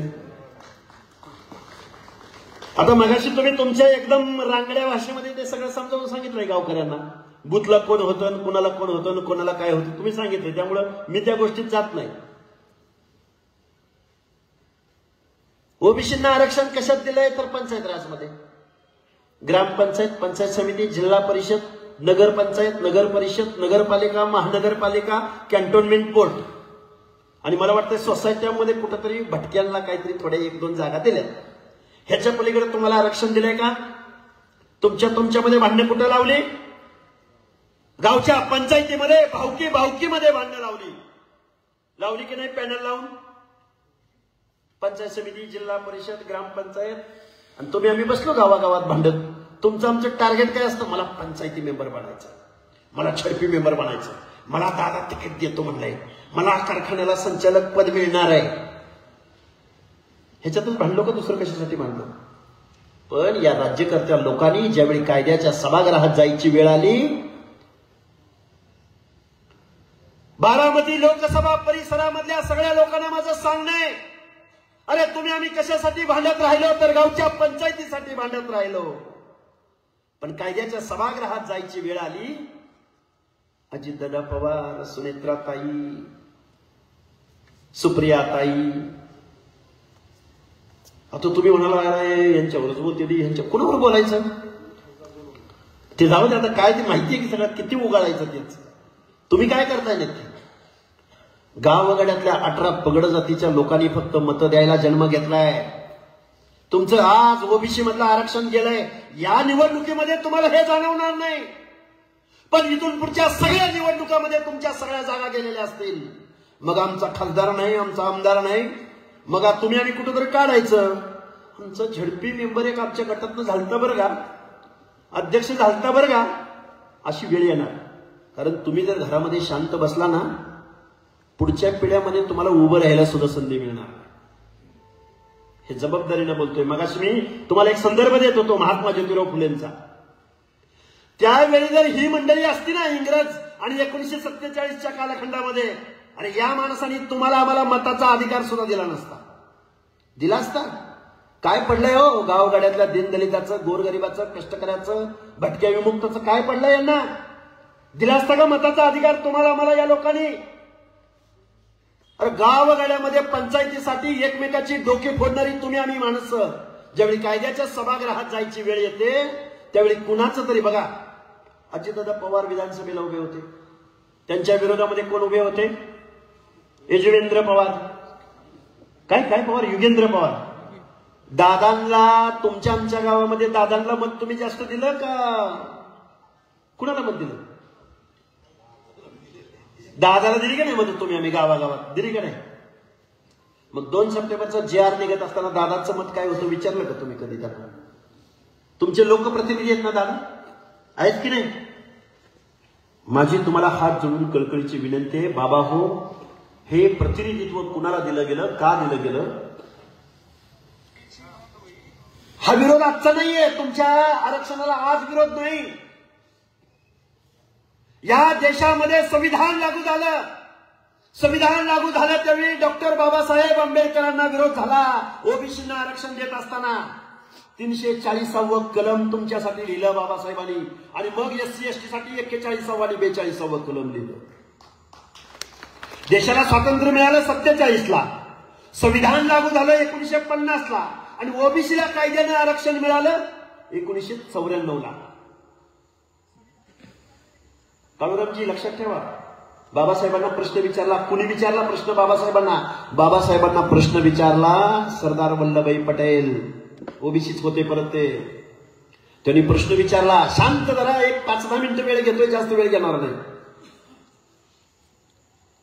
बाबासाहेब म्हणले तुम्ही दलितांना आरक्षण दिलं, आम्ही समजून घेतलं. ज्यांच्या बाबतीमध्ये छूत अछूतपणा पाळला गेला, अनटचेबिलिटी काय, टचेबिलिटी, अनटचेबिलिटी, स्पृश्य अस्पृश्यता ज्यांच्या बाबतीमध्ये पाळली गेली, त्या दलितांना तुम्ही आरक्षण दिलं, आम्ही समजून घेतलं. तुम्ही म्हणले शेड्यूल ट्राईबला आरक्षण दिलं, म्हणजे आदिवासींना आरक्षण दिलं, ट्रायबल लोकांना आरक्षण दिलं, तेही आम्ही समजून घेतलं. जे जंगलात राहिले, डोंगर दऱ्यात राहिले, त्यांचं प्रतिनिधित्व तेही तुम्ही समजून घेतलं. पण गावगाड्यातल्या माळ्याला, कोळ्याला, तेल्याला, धनगराला, वंजाऱ्याला, लोणाऱ्याला, म्हणजे गावातल्या आताचे जे सगळे ओबीसी, सोनार, सुतार, लोहार, यांना काय आरक्षण देताय तुम्ही बाबासाहेब? त्यावेळी महामानव डॉक्टर बाबासाहेब आंबेडकर बोलले, गावगाड्यातल्या, गावकुसातल्या दीनदलिताला मी कायद्यानं सूचीबद्ध आरक्षण दिलंय. सूचीबद्ध म्हणजे शेड्यूल कास्ट, शेड्यूल ट्राईब, मी यांना कायद्याने आरक्षण दिले. पण ओबीसींना मला आरक्षण यासाठी द्यायचं आहे की गावच्या डोंगराच्या कृषीला कुठेतरी माझा बेरड समाज, वडार समाज, मेंढपाळ बांधव आणि गाव कुसामध्ये गावच्या वतनदाराला केंद्रबिंदू मानून ज्या ज्या बलुत्यानं अलुत्यानं काम केलं, मग त्यामध्ये नाभिक आहे, सुतार आहे, लोहार आहे, कुंभार आहे, तेली आहे, तांबोळी आहे, बागबान आहे, या माणसाने गावच्या वतनदाराला, गावच्या प्रमुखाला, गावच्या पाटलाला प्रमुख म्हणून सेवा देण्याचं काम इथल्या व्यवस्थेमध्ये गेल्या शेकडो वर्षामध्ये केलं. त्या माणसांना सुद्धा मला शिक्षणाच्या प्रवाहात आणायचं आहे, निर्णय प्रक्रियेत आणायचं आहे आणि या स्वतंत्र अशा भारत देशामध्ये त्यांना मान सन्मानानं जगवायचं आहे. म्हणून मी ओबीसींना आरक्षण देतोय. नाही बाबासाहेबांना तुम्ही आम्ही समजून घेतलं. 94ला मिळालेलं आरक्षण 2004ला सुशील कुमार शिंदेच्या एका GR संपलं. आरक्षण म्हणजे गरिबी हटाव नाही.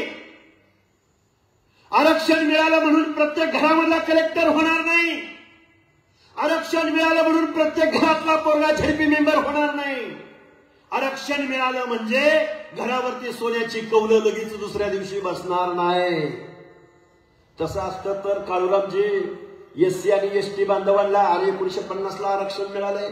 अजूनही झोपडपट्टीच्या बाहेर त्या माणसाला जाता आलं नाही. अजूनही मान सन्मान इज्जत त्यांना देऊ शकलो नाही. अरे एखाद्या कलेक्टर पोरग झालं तर त्याला सरकारचा जावाई म्हणून नव्या पद्धतीने हिनवण्याची प्रथा आज चालू झाली. अरे शेकडो वर्षाचा जाच आहे तो कुठं 75 वर्षात संपतो का? पण गावागाड्यातल्या दीनदलित ओबीसी बांधवांनी एकत्र चाले नाही, एकत्र येऊन बोललेच नाही. ज्या गावागाड्यातल्या गावातल्या ग्रामदैवताच्या गाभाऱ्यामध्ये ज्या लोकांना प्रवेश नाकारला गेला, मी गरिबीचं नाही बोलत, गरिबी कर्माने येते जाते. एखादा गरीब झाला म्हणजे त्याची इज्जत नाही कमी होत, पण जन्मानं जात जन्मानं येते. जन्मानं जात ऍफिडेव्हिटद्वारे मिळत नाही. महाराष्ट्राच्या मुख्यमंत्र्यांना माझं सांगणे, भारतातलं आरक्षण हे वर्गावर नाही, टिंगरे साहेब वर्गावर नाही, आहेरे नाहेरेवर नाही, आर्थिक कारणासाठी या देशातलं आरक्षण नाही. वर्ण व्यवस्थेच्या विरोधामध्ये इथले वर्ण संपण्यासाठी, जातीभेद संपण्यासाठी, वर्ण व्यवस्थेवर आधारित, समाज संरचनेवर आधारित इथलं रिझर्वेशन आहे. हे संविधानाला अपेक्षित आहे, हे कायद्याला अपेक्षित आहे. सर्वोच्च न्यायालयानं 650 पानाचं जजमेंट दिलं. आरक्षण गरिबी हटावचा प्रोग्राम नाही. आरक्षण हे प्रतिनिधित्वाचा कायदा आहे. रिप्रेझेंटेशन, प्रतिनिधित्व, ॲडिक्वेट रिप्रेझेंटेशन, पर्याप्त प्रतिनिधित्व, शिक्षण आणि नोकरीच्या एंट्री पॉइंटला आणि पंचायत राज मध्ये दिलंय ओबीसींना आरक्षण. दुसरीकडे कुठं नाही. कुठं? पंचायत राज मध्ये आरक्षण दिलंय. कुठेतरी एखादा ओबीसीचा माणूस नाना देवकते सारखा झडपीचा अध्यक्ष व्हायला लागला होता. आता नानजी देवकतेंना म्हणावं आरक्षण गेले. आता या निवडणुकीत तुम्हाला थोडं मागं पुढं करतील, पण पुढं तुम्हाला कोण देणार आहे? आमदार. होय होय होय, होणार की होणार. होय, कसं होणार? तुम्हाला सांगू का, मी ज्या मराठवाड्यामध्ये काम करतो, मी एक उदाहरण सांगतो. आता ही आपल्या पिंपरी गावातली माणसं आहेत. मी एक उदाहरण सांगतो तुम्हाला का रिझर्वेशनची आवश्यकता आहे. काही माणसं म्हणतात एक कोणतरी पवार म्हणून आहे. काय त्या पवारचं नाव? मुंबईमध्ये संयोजन समितीचा माणूस वीरेंद्र पवार. यार धनगराला आरक्षण आहे, मग आम्हाला का आरक्षण नाही? क्षत्रिय होते म्हणा धनगर. होय, होळकर क्षत्रिय आहेत म्हणला. क्षत्रिय होळकरच नव्हते. इथं पहिलं आदिवासींचं राज्य होतं, गोंडवाना राज्य होतं की नाही? होतं की नाही? हा, ते पण राज्य होते ना. बर, मग त्यांना एक समजणारं उदाहरण टीव्ही चॅनलवरती मी दिलं. समजणारं उदाहरण, छत्रपती शिवाजी महाराजांच्या स्वराज्यामध्ये, छत्रपती शिवाजी महाराजांच्या स्वराज्यासाठी जीवाची कुर्बानी कुणी दिली? जीवा महाले, शिवा काशी, बेहरजी नाईक, तानाजी मालुसरे, रायप्पा महार, तोरणा किल्ला दान करणारा धनोजी धनगर इतिहासात आहे का नाव कुठं असलं तर सांगा मला. तोरणा किल्ला स्वराज्याचं तोरण बांधण्यासाठी जो महिष टिक्का आदिलशाला भरायचा त्याच्या जाचातून मला मुक्ती मिळावी म्हणून तोरणा किल्ल्याचं दान देणारा गवळी धनगर आहे का इतिहासात कुठं स्थान. त्यांना आता नोटिसा निघाल्या तुम्ही गाडाच्या खाली निघा म्हणून. त्या वीरेंद्र पवारांनी मला सांगितलं की धनगर सुद्धा क्षत्रिय होते. हो होते धनगर क्षत्रिय. बेहेरजी नाईक तानाजी मालुसरे जीव दिला म्हणजे ते क्षत्रियच ना. शिवाजी महाराजांच्या बरोबरीने काम करणारा सरदार म्हणून ज्याचा इतिहासाने दखल घेतली ते क्षत्रियच मानले पाहिजेत ना. पण काळूरामजी ज्यावेळी बहिर्जी नायकाच्या समाजाची जात लिहायची वेळ आली विष्णुप्पा काय नाव आलं हिंदू रामोशी बेराड बेडाड तानाजी मालुसरेंची जात लिहायची वेळ आली त्यावेळी हिंदू महादेव कोळी आली की नाही. धनोजी धनगराची जात लिहायची वेळ हिंदू धनगर. जेव्हा महालेची जात लिहायची वेळ आली त्यावेळी हिंदू नाभिक. आणि तुमची जात लिहायची वेळ आली मराठा प्रदेशवाचक शब्द आहे. मराठा म्हणजे महाराष्ट्रातले सगळे. तुमची जात लिहायची वेळ आली त्यावेळी हिंदू मराठा. आणि आमच्या जाती लिहायची वेळ आली त्यावेळी आमच्या वेगवेगळ्या जाती. हे शेकडो वर्षाचं डिस्क्रिमिनेशन आहे. हे शेकडो वर्षाचा दुजाभाव आहे. त्या जातीमध्ये जन्माला आल्यानं आजपर्यंत देशाला स्वातंत्र्य मिळाल्यानंतर सुद्धा यांचं प्रतिनिधित्व आजही सस्टेन झालेलं नाही. काळूरामजी अरे बारामतीमध्ये आलो बापूराव. अरे बारामतीमध्ये आला आणि तुमची सगळी माणसं तरुणी पोरं गावं घरं कपडे बघितले की वाटतंय अरे तुम्हाला काय आरक्षणाची गरज आहे. जबाबदारीने बोलते काळूरामजी. करावागत निरावागत कुठं काय तुमचं काय सोनगाव झरगडवाडी काय पिंपळी पुन्हा कुठलं हे काटेवाडी धनगराकडे गेले की असं वाटतं ह्यांना काय आरक्षणाची गरज आहे असं वाटतं बरं का. पण देशामधल्या खासदारांची यादी ज्यावेळी बघतो का नाही अर काहीतरी गल्लत झालं. अजून एक उदाहरण सांगतो. मग मी का सांगायला लागलो तुम्ही म्हणाला जातीवर बोलते का काय. मी ओबीसीची लढाई लढणारा एक मेंढपाळाचा पोरगा आहे.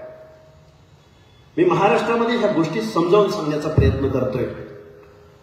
मी तुम्हाला एक उदाहरण सांगतो. मी मगाशी बोललो तुम्हाला महाराष्ट्रामध्ये 2 नंबरला लोकसंख्या म्हणून ज्या धनगर समाजाचा उल्लेख केला जातो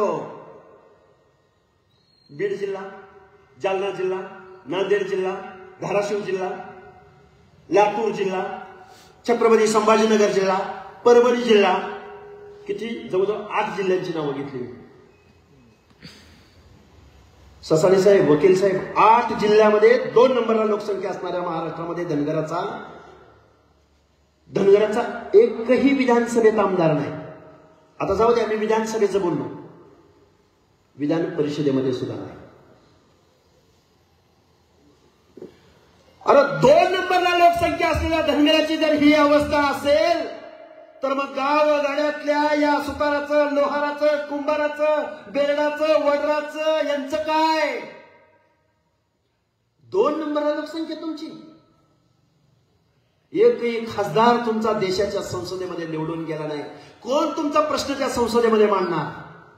बलुत्याचा आलुत्याचा माणूस एकही महाराष्ट्राच्या विधानसभेमध्ये नाभिक आमदार झाला नाही. सुतार आमदार झाला नाही. लोहार आमदार झाला नाही. वडार आमदार झाला नाही. कुठला फुले शाहू आंबेडकरांचा महाराष्ट्र. हा महाराष्ट्र कारखानदारांचा महाराष्ट्र आहे. हा महाराष्ट्र काही घराण्यांचा महाराष्ट्र आहे. गोर गरीब मराठा बांधवांना गरिबी असू शकते ना. मग त्याचं कारण काय ओबीसीचं आरक्षण आहे. तुम्ही आमचं खाल्लं या आणि तुम्ही लय आमचं खाल्लं या. मग तुम्ही गेलाय तर आम्ही पण येणार. काय जरांगे गरिबी आहे ना मान्य आहे ना. गरिबीसाठी सोशल असिस्टन्स आहे. गरिबीसाठी सोशल वेलफेअर आहे. गरिबीसाठी शासनाच्या अनेक योजना आहेत. अरे हे सामाजिक मागासांचं आरक्षण आहे. हे प्रतिनिधित्वाचं आरक्षण आहे. ज्यांचे हक्क अधिकार डावलले ज्यांना ज्या जातीमध्ये जन्माला आले म्हणून इथल्या व्यवस्थेने नाकारलं त्या लोकांचं रिझर्वेशन आहे. हे संविधानाला अपेक्षित आहे, हे कायद्याला अपेक्षित आहे, हे आयोगांना अपेक्षित आहे. पण 2 सप्टेंबरचा GR तुमच्या आमच्या छातीवरती नाचून कायद्यानं ओबीसीचं आरक्षण संपवणारा हा GR निघाला. मग आता त्याचा पहिला फटका कोणाला बसला? तर माझ्या पिंपळी गावाला बसला.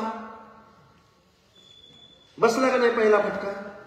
कोण होते सरपंच इथं? मंगलताई हरिबा केसकर होत्या की नाही?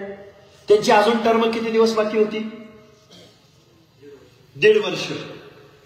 बर,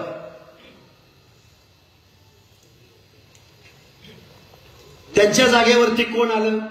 दाखवा दाखवा, मग मी सांगतो. आता पोरांनी प्रयोग केलाय बरं का, लई तुम्हाला करेक्ट समजेल असं काही नाही, पण घ्या. आत सोडावी लागते, आडनाव बदलावं लागतं, खोटी नोंद दाखवून ओबीसीचा बोगस दाखला मिळवावा लागतो. दलित ओबीसींच्या वतनाच्या जमिनी चोरण्याची प्रथा ज्या बारामतीच्या राजकारणात आहे, तिथं जात चोरीची घटना घडली. पिंपळी गावच्या सरपंच सौ ढवाण यांनी बोगस कुणबी नोंद दाखवली. 1883 ची मोडी लिपीतली वंशावळ दिली. वंशावळीत खलाटे आडनाव अपेक्षित होतं, मात्र बिबे आडनावाची वंशावळ असतानाही ओबीसी दाखला मिळावा. मोडी अभ्यासक पूजा भोसले यांनी हे मोडी वाचन केलं. बोगस दाखल्यासाठी पूरक प्रतिज्ञापत्रही दिलं. रखमा कोम कुसा बिबेचे रखमा कोम केशव नाना खलाटे केले, त्याच आधारे दाखलाही काढला. ही तर ढळढळीत बोगस नोंद आहे. याचं ओंकार चावरे यांच्याकडून योग्य प्रकारे मोडी वाचन झालं. बोगस दाखल्याचा पर्दाफाश झाला. शासकीय अधिकाऱ्याकडे तक्रार अर्ज केले, मात्र कसलीच कारवाई झाली नाही. पुन्हा बोगस ओबीसी दाखल्यांचं पेव फुटले. ओबीसींनो, आता तरी जागे व्हा. आपल्या राजकीय प्रतिनिधित्वाचं रक्षण करा. ओबीसी आरक्षण वाचवण्यासाठी खऱ्या ओबीसींनाच मतदान करा. बरं, हे काय दाखला वंशावळ कोणाची चोरली? तर रखमा कोम कुसा बिबे म्हणजे धनगर. आणि आरक्षण कोणाचं घेतलं? काय नाव? मंगलताई हरिबा केसकर. त्या बी कोण? आता काय योगायोग आहे मला काय माहिती नाही बरं का. काय योगायोग आहे बघा ना. जात चोरली कुणाची? धनगराची. आणि अधिकार हिरावला कुणाचा? आणि हाकेसर आपलं एसटीचं बघा. एसटीचं बघितलं पाहिजे ना, कोण नाही म्हणते. आपण तुमच्या ताटात ओबीसीचं आरक्षण आहे. तुमची आमची पोरं कुठंतरी MPSC मधनं सिलेक्ट होते आणि या 27% 3.5% आरक्षण धनगर समाज घेतो. ह्या आरक्षणाचं संरक्षण कोणी करायचं? आपण केलं पाहिजे का नाही? गावागावामध्ये ताकद कुणाची आहे की नाही आपली? पण ती ताकद आपली कुणासाठी आहे? कारखानदारासाठी, वतनदारासाठी, जागीरदारासाठी, आमदारासाठी, खासदारासाठी, दादासाठी, साहेबासाठी, ताईसाठी. म्हणून मगापासून काळूरामजी आम्ही तुमचा अर्ज भरायला आलो. आम्हाला वाटतंय असं झालं पाहिजे, तसं झालं पाहिजे. आम्हाला थोडा कायदा कळला, कारण टकले साहेब वगैरे आम्ही एका चळवळीत आम्हाला असं बाळकडू या टकले साहेबांनी वगैरे बापराव यांनी असं आम्हाला आपल्याला बाळकडू असं दिलंय, डायरेक्ट क्रांतीच बंडच म्हणतो. बंड झालं पाहिजे, बंड क्रांती झाली पाहिजे. हे काल्पनिक नाही, हे खरं आहे. मगाशी काळूरामनी सांगितलं, डॉक्टर बाबासाहेब आंबेडकर म्हणायचे तुम्हाला आम्हाला शासनकर्ती जमात बनायचंय. काय म्हणायचे? तुम्हाला आता शासनकर्ती जमात बनलं पाहिजे. हे उगाच असंच बोलले ना, कारण त्या डॉक्टर बाबासाहेब आंबेडकरांनी तुमच्या आमच्या मताला लाख मोलाची किंमत दिली. टाटा बिर्ला अंबानीच्या मताला जेवढी किंमत, तेवढीच गावगाड्यामध्ये ऊसतोडीचं काम करणाऱ्या ऊसतोड मजुराच्या मताला सुद्धा तेवढीच किंमत. पण तुम्ही आम्ही मात्र नेहमी फिकेचा कटोरा हातामध्ये घेतला. आम्हाला आरक्षण देता का? आम्हाला स्कॉलरशिप देता का? आम्हाला अनुदान देता का? आम्हाला कुठली शाळा म्हणला बघा, डोंगर शाळा देता का? निवडणुका जवळ आल्या की आरक्षणाच्या लढाया आमच्या चालू. अरे दंड थोडा दंड, आणि म्हणा ना माझा आमदार झाला पाहिजे, माझा खासदार झाला पाहिजे. का तुमच्याकडे मतं नाही? अरे कुणी जोडायची माणसं? जाती जातीची युती कुणी करायची? अरे पंक्तीला बसलो तर माझ्या ताटात वाढ, माझ्या ताटात वाढ म्हणतो का आपण? नाही म्हणत. गावगाड्यातली सगळी माणसं जर पंक्तीला बसली, वाढत्या जोपर्यंत शेवटच्या टोकापर्यंत ते सुग्रासाचा स्वयंपाक घेऊन जात नाही तोपर्यंत आपण हरिविठ्ठल म्हणतो का? म्हणतो. अरे डॉक्टर बाबासाहेब आंबेडकरांनी या संविधानाच्या माध्यमातून, लोकशाहीच्या माध्यमातून सुग्रास असा स्वयंपाक बाबासाहेबांनी बनवलेला शेवटच्या घटकापर्यंत जोपर्यंत पोहोचणार नाही तोपर्यंत लोकशाही अस्तित्वात येणार नाही. मग एवढं आपल्याला कळतंय तर मग गावगाड्यातल्या या 18 पगड जातीची भाषा कोणी बोलायची? माझ्या ताटात वाढ म्हणलं तर त्या वाढणाऱ्याला कसं वाटल? आपल्याला तर खायला बरं वाटेल का? आता जातीची भाषा नाही, आता पंक्तीची भाषा. पूर्वी राजा राणीच्या पोटाला जन्माला यायचा. आता राजा मतपेटीतनं जन्माला येतो, पण त्या मताची किंमतच तुम्हाला आम्हाला कळणार. कुणबी दाखला येणार आहे. अरे ज्याचं प्रतिनिधित्व नाही, अरे ज्याचा माणूस निर्णय प्रक्रियेमध्ये नाही, त्याला आरक्षण आहे. मग अशी एसटीचं सोपं उदाहरण सांगितलं. अरे ज्या अपंग माणसाला बसायला त्याला सुविधा मिळाली पाहिजे. बघा एक कुटुंब आहे, 3-4 जण भाऊ आहेत. 4 भावंडापैकी एक भाऊ थोडासा दिव्यांग आहे, अपंग आहे, काहीतरी थोडासा विकलांग आहे. त्याचा आईबाप काय विचार करतो? अरे ह्याच्यासाठी आपल्याला थोडीसा हा हिस्सा द्यावा लागला किंवा ह्याला थोडीशी वेगळी तरतूद करावी लागली. बाकी 2-3 जण धडधाकट आहेत, शिकले आहेत, हे ते काही बी करू शकतात. त्या आई बापाला काय वाटतं की ह्याला आपल्याला जास्त द्यावं लागेल. सरस निरस, सरसकट नाही. आणि काही जण भाद्र आपल्याकडे उठते तर काय म्हणतात, सरळ जात निहाय जनगणना करा, सरळ वाटून द्या. अरे समान भावामध्ये समान वाटणे शक्य ना. अरे पण जो अपंग आहे, सामाजिक दृष्ट्या अपंग आहे, त्या जातीमध्ये जन्माला आलेल्या कारणाने त्या माणसाला नेहमी दुय्यम वागणूक मिळाली. त्या माणसाला सुद्धा माणूस म्हणून मान सन्मान इज्जतीची वागणूक त्या व्यक्तीला मिळावी असं संविधान म्हणतं. With the people of India. काय प्रियंबल सांगतं? आम्ही लोक. आपली प्रतिज्ञा काय सांगते? भारत माझा देश आहे, सगळे बांधव, काय सगळे भारतीय माझे बांधव आहेत. नुसतं प्रतिज्ञेच का? त्याचा अर्थ आत्ता आम्हाला कळायला लागलाय. ह्या प्रतिज्ञेचा अर्थ आत्ता आम्हाला कळायला लागलाय. दया पवार काय म्हणायचे? खरं सांगू का, तुमच्यासमोर मी ह्या गोष्टी बोलतोय ना, अज्ञानात सुख असतं म्हणतात. ग्रामीण भागातली माणसं म्हणतात अज्ञानात सुख असतं. दिवसभर काबाड कष्ट केलं, संध्याकाळी धरणीला पाठ टेकली, झोप लागते. दया पवार म्हणायचे की बरं झालं असतं गावची गुरं वळली असती तर असल्या इंगळ्या ढसल्या नसत्या. ज्यावेळी पुढे जातो ना, एकच उदाहरण सांगतो शेवटचं. तुमचा प्रतिनिधी, तुमचा आमदार या महाराष्ट्राचा अर्थमंत्री आहे. ते उपमुख्यमंत्री पद बीत सोडा, कारखानदारांचा नेता बिता सोडा, 5-50 कारखान्यांचा मालक वगैरे सोडा, पण महाराष्ट्राच्या तिजोरीच्या चाव्या या तुमच्या आमदाराच्या कमरेला आहेत. गावगाड्यामध्ये 50 ते 60% ओबीसीची संख्या आहे. 7 लाख करोड रुपयाचं बजेट आहे या वर्षीचं. 100%पैकी 60% लोकांच्या सामाजिक न्याय हक्काच्या योजनासाठी या दादानी किती बजेटरी तरतूद करायला पाहिजे? 60% लोकांना किती बजेट मिळायला पाहिजे? 60% सोडा हो, लई लांबची गोष्ट आहे. महाराष्ट्राच्या या फुले शाहू आंबेडकरांच्या महाराष्ट्रानं अर्ध्याहून जास्त लोकसंख्या असलेल्या, मी एससी एसटीचं बोलत नाही, मी फक्त ओबीसीचं बोलतोय. 60% ओबीसीचं, 60% ओबीसीच्या सामाजिक न्याय हक्काच्या योजनासाठी किती बजेट यायला पाहिजे?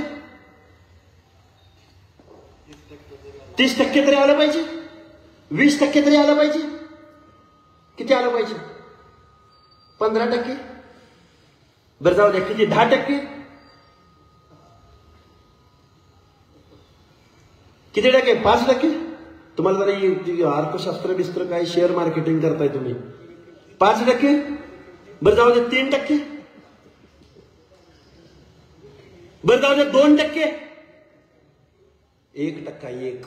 उन्हा पुरा 1%. 1% बी पूर्ण नाही. किती टक्का?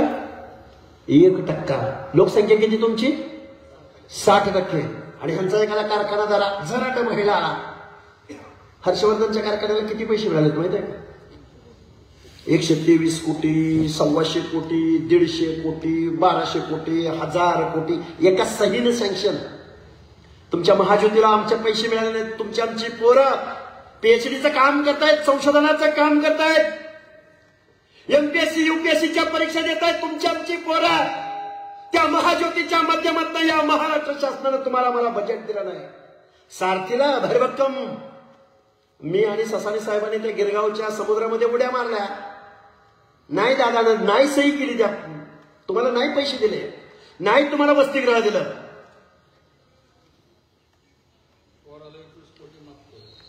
ते जाऊ द्या, ते आता परत अजून काय किती बोलावं, यांच्या फ्रॉडवर बोलावं, भ्रष्टाचारावर बोलावं, हक्काधिकारावर बोलावं, कारखान्यावर बोलावं, बजेटवर बोलावं, मान सन्मान इज्जतीवर बोलावं, घराणेशाहीवर बोलावं.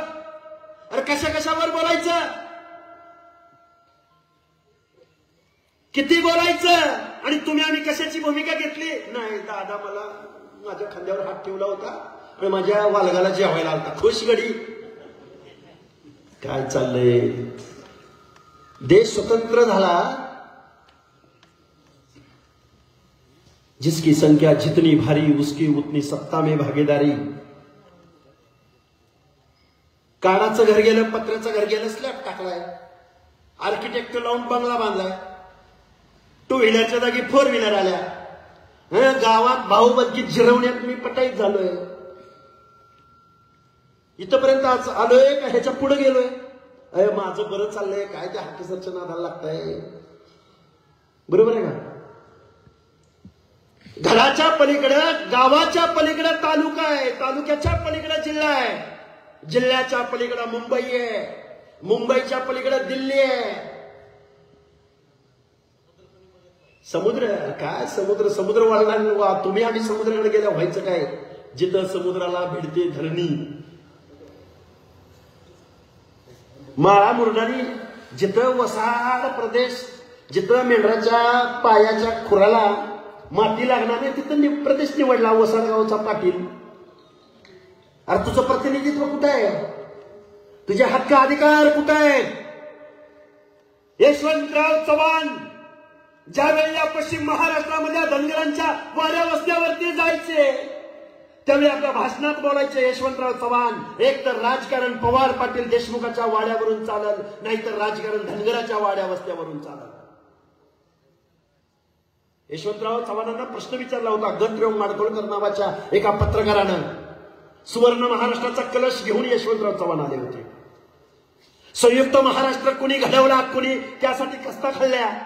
अण्णाभाऊ साठे, अमर शेख, श्रीपादामृत डांगे, डाव्या आघाडी, शेतकरी आघाडी, दलितांच्या आघाडी, बाबासाहेबांचं सगळं कार्यकर्तृत्व. पण संयुक्त महाराष्ट्राचा कलश यशवंतराव चव्हाणांनी आणला. यशवंतराव चव्हाणांना गणराव माडगुळकरांनी प्रश्न विचारला की हा महाराष्ट्र कुणाचा होणार. ध्यान देऊन ऐका सगळी मंडळी. यशवंतराव चव्हाणांना प्रश्न विचारला, हा महाराष्ट्र कुणाचा होणार. मराठांचा होणार का आणखी कुणाचा होणार. त्यावेळी यशवंतराव चव्हाण बोलले, हा महाराष्ट्र मराठी माणसांचा होणार, हा महाराष्ट्र 18 पगड जातीचा महाराष्ट्र होणार, हा महाराष्ट्र छत्रपती शिवाजी महाराजांच्या रयतेचा महाराष्ट्र असणार. महाराष्ट्रात 200 कारखाने, तुमचा कारखाना कुठं असला तर मला हातभर करून सांगा. आहे कारखाना, हातभर करून सांगा. एखादी बँक सांगा.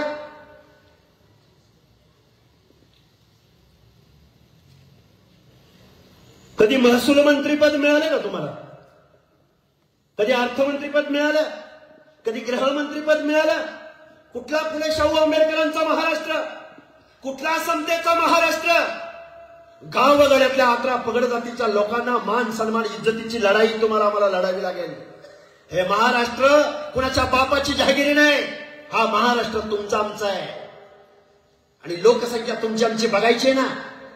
लोकसंख्या गावगाड्यातल्या 18 पगड जातीची लोकसंख्या. काळूराम, या लोकांची लोकसंख्या सांगू का?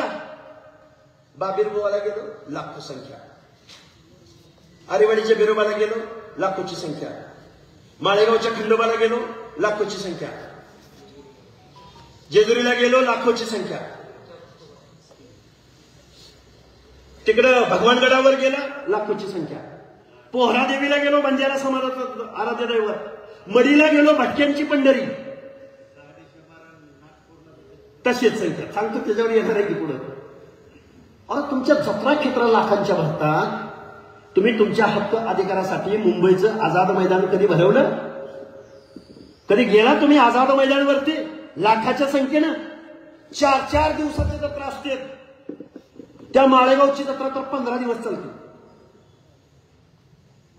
कधीतरी आपल्या हक्क अधिकारासाठी, पुढच्या पिढ्यांसाठी शिक्षणाचं गळतीचं प्रमाण तुमचं. अरे गावामध्ये पहिलीला जर एक 25 मुलींनी ऍडमिशन घेतलं असलं तर त्या 10वीला जाईपर्यंत त्यामधल्या 10-12 सुद्धा उरत नाही. 11वीला 12वीला जाईपर्यंत त्यातल्या 5 सुद्धा उरत नाही. आणि हायर एज्युकेशनला जाईपर्यंत 25 मुलींनी शाळेत घेतलेला प्रवेश हायर एज्युकेशन घेईपर्यंत 2 किंवा 3 किंवा 4च उरतात. हे तुमचं आमचं शिक्षणातलं प्रमाण आहे. कुठल्या हक्काची ना अधिकाराची भाषा, कुठली मान आणि सन्मानाची भाषा. तुमचा माणूस जोपर्यंत कायद्याच्या सभागृहात जाणार नाही तोपर्यंत तुमचं आमचं आरक्षण कोणीही वाचवणार नाही. आज या पिंपरी गावामध्ये ज्याचं जळतं त्याला कळतं. ओढ लागल्या हो, ओढ लागल्या म्हणून पिंपरी गावातल्या लोकांनी ही सभा लावल्या. मगाशी मला सांगली जिल्ह्यातल्या कवटेमंकाळ तालुक्यातल्या ढालगाव जिल्हा परिषद गणातल्या माणसाचा फोन आला. त्या माणसाने काय प्रताप केलाय तुम्हाला सांगतो. नाव बी घेतो, देसाई नावाचा माणूस. त्या माणसाला जिल्हा परिषद लढायची, ओबीसी रिझर्व. त्या माणसाला त्याची सगळी वंशावळ कुठली आहे? राजस्थानची. त्याने ऑनलाईन सर्च मारला, कोल्हापूर जिल्ह्यामधल्या ह्याच्या आजोबाचं नाव आणि कोल्हापूर जिल्ह्यातल्या एका माणसाचं आजोबाचं सेम नाव त्याला मिळालं. त्या सेम नावावरनं त्यानं ओबीसीचं सर्टिफिकेट आत्ता प्रांताकडून आजच सँक्शन करून घेतलंय आणि उद्या तो जिल्हा परिषदला उभा राहणार. आंबेडकर मी आता जर फोन लावला, आमचे बळीराम तात्या खटके तिथले, त्यानं जर फोन लावला, द्या फोन इकडे, तिकडे काय चाललंय ते तुम्हाला सांगतो. एक कळलं पाहिजे, हे पिंपरी गावाचा प्रश्न नाही. हा प्रश्न गावगाड्यातल्या सगळ्या लोकांचा. प्रत्येक ठिकाणी याच गोष्टी चालू आहे. तुम्हाला मी फोन लावतो तुमच्या समोर, अंबड तालुक्यात काय चाललंय ते तुम्हाला सांगतो. एकच मिनिट तुमचा घेतो आणि मी माझं मनोगत थांबवतो.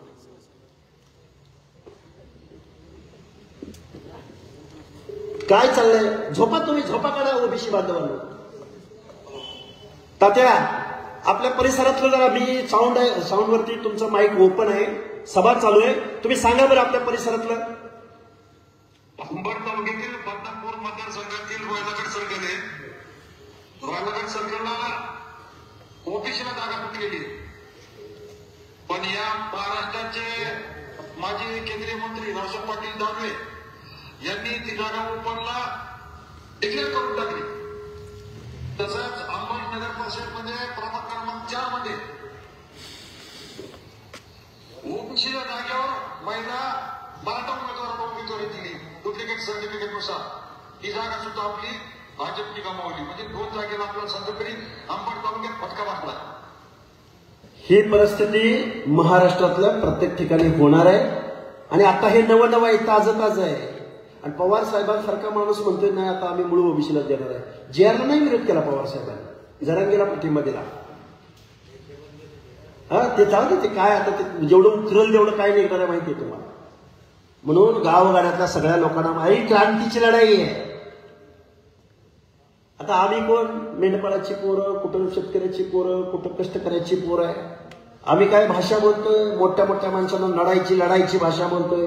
संविधानात ताकद तेवढी मोठी आहे म्हणून आज काळूरामने अर्ज भरलाय. आपल्याला एकी करावी लागेल, लोकांना समजावून सांगावं लागेल, अशा परिषदा व्हाव्या लागतील.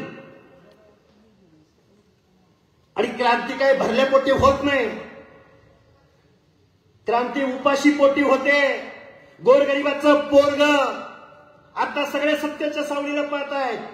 आजचा निकाल लागले हो बापू, रापिंग नाही ना पुढे भाजपचा कार्यकर्ता एखादा येईल अंगावर माझ्या. अरे लोकशाही वेटीस असू द्या, कळलं पाहिजे ना त्यांना. तुम्ही जो माणूस निवडून दिलाय त्या माणसाला उद्या तुम्ही प्रश्न विचारला पाहिजे. आमचं आरक्षण गेलं त्यावेळी तुमच्या पक्षाचा बदल काय, तो पंडित काय करत होता? सोळंकी काय करत होता, बजरंग सोनवणे काय करत होता, जरंगीला पाठिंबा द्यायला तुम्हीच गेला होता का? अरे तुम्ही आमच्या पंचायतीच्या जागा घेताल, सरपंच होचाल, यांच्या नेत्यांना प्रश्न विचारला पाहिजे. तुमच्या आमदारकीचा खासदारकीचा मार्ग आमच्या वाड्या वस्त्या तांड्यावरनं जातो. लगा आमचा एक पंचायतीचा माणूस सरपंच झेंडा ओढलेला तुम्हाला चालला नाही. जरा कळ काढायची होती की पुढच्या वर्षी गेला असताना रिझर्वेशन. हे मान सन्मान. हे बघा शिवाजी महाराज ज्यांना कळलं नाही, या लोकांना त्यांना निवडणुका जिंकण्याचं व्याकरण कळलं, पण आमच्या ओबीसीचं 18 पगड जातीचं अंतकरण नाही कळलं. पवार साहेब, तुम्हाला जर ओबीसीचं अंतकरण कळलं असतं तर महाराष्ट्रामध्ये निर्णायक महाराष्ट्र तुमच्या पाठीशी उभा राहिला असता, देशाचे पंतप्रधान तुम्ही झाला असता. पण तुम्ही कुणाशी भांडत बसलाय? गावातल्या ओबीसी बरोबर, महाराष्ट्रातल्या 18 पगड जातीच्या लोकांबरोबर तुम्ही भांडत बसलाय. अरे दिल्ली तिकडे रिकामी पडली ना, दिल्लीचे ही तख्त राखितो महाराष्ट्र माझा. आणि हे बघा, कारखाना द्यायची वेळ आली की पाहुण्यारावळांना पार्थ माझा. हे चुकीचं आहे. अरे द्या ना सगळ्यांना. अरे गावाचा पॅनल प्रमुख, बघा मी जबाबदारीने बोलतोय, गावाचा पॅनल लावतो ना माणूस, पॅनल प्रमुख सगळ्यांना संधी देतो. अरे नायका वस्तीवरच्या माणसाला एक तिकीट द्यावं लागतंय बरं का. नाही तिथं नायकाची वस्ती आहे, त्या नायकाच्या वस्तीवरच्या एकाला आरक्षण असू नाही तर नसू त्याला एक तिकीट द्यावं लागतं. अरे नाही गावात ह्यांना एक तिकीट द्यावं लागतंय, त्याशिवाय आपलं पॅनल बसत नाही. त्याशिवाय गावामध्ये आपलं हे त्या पॅनल प्रमुखाची अक्कल आहे ना, ते महाराष्ट्राचं नेतृत्व करणाऱ्या या माणसांना अक्कल नाही. हे जास्त दिवस चालणार नाही. गाव वगळ्यातली 18 पगड जातीची माणसं, अरे आमची संख्या आम्हाला मोजा ना, आम्हाला किती आहे. आम्ही बारामतीच्या लोकांना माहित नाही सांगोल्यात किती आहेत, सांगोल्याच्या लोकांना माहित नाही नांदेडमध्ये किती आहेत, मुखेडच्या लोकांना माहित नाही जालन्यामध्ये किती आहेत, जालन्याच्या लोकांना माहित नाही संभाजीनगरमध्ये किती आहेत. तुमचं आमचं चाललंय. ये रे माझ्या मागल्या टाक कल्या चांगल्या.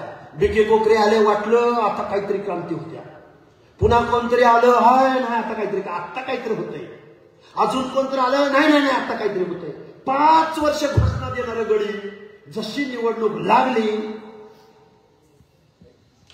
तर काय इंदिरा गांधीचा पराभव झाला. काय इंदिरा गांधीने घरं काढली का तिथल्या लोकांची? अरे कोण आहे की मतपेटीला घाबरणारी माणसं आहेत? तुम्ही एकदा मतपेटीतनं तुमची गावच्या गाव एकदा क्रांती घडवा ना. नाही तुमचे पाय धरत आले तर नाव दुसरं, राजकारण बंद, समाजकारण बंद. तुम्ही काय मागितल्यानं भीक मिळते, पण लढाई केल्यानं, संघर्ष केल्यानं हक्काने अधिकार मिळतात. हे लक्षात ठेवा. खूप काही बोलता येण्यासारखं आहे, खूप काही बोललो. पिंपळी गावामधल्या या तरुण बांधवांनी ही जी काही सभा घेतलेली आहे, खरं आता काय झालं, उलट झालंय वकील साहेब. आता मी सगळ्यांची नावं घेतो. काय करणार, सुरुवात केली आता दना धोपटायला. या कार्यक्रमाच्या निमित्तानं इथं उपस्थित असलेले आमचे महादेव, त्याच बारामतीमध्ये आज भव्य जनआक्रोश आणि पर्दाफाश. आणि कार्यक्रम कुठं होतोय? पिंपळी. खऱ्या अर्थानं ज्याचं जळतं त्याला कळतं असं म्हटलं जातं. ससारे साहेब आपण ओरडतोय, काळूरामजी आम्ही ओरडतोय, लोकांना कळणच ही नक्की काय म्हणते, ती सरकार नक्की काय म्हणतंय, आमचे जरांगे पाटील नक्की काय म्हणते. नुसता संभ्रम आहे. मराठा समाजाला बी कळत नाही, मिळालंय म्हणून बी कळत नाही, गेलंय म्हणून बी कळत नाही, राहिलंय म्हणून बी कळत नाही, आणि ओबीसी समाजाला बी कळत नाही. आम्ही म्हणतोय नाही अरे असं झालं पाहिजे, असं झालं पाहिजे, नाही असं आहे, संविधान असं म्हणतंय, पण ते ओबीसीला बी कळत नाही. निवडणुका आल्या, काळूरामजी आम्ही ओबीसी म्हणलं की जत्रा भरायची, एखाद्या गावात जायचं म्हणलं की जत्रा. जशी निवडणुकीची अधिसूचना जारी झाली, आधे इधर जाओ, आधे उधर जाओ, आधे इधर जाओ. मला पंचायत समितीचं तिकीट मिळणार आहे सर, मला झडपीचं तिकीट मिळणार आहे, मला सभापती करतो म्हणली ती. हे अशा पार्श्वभूमीवरती पिंपळी गावामध्ये ही सभा होती. खऱ्या अर्थानं वेळ झालेला आहे, संध्याकाळची वेळ आहे.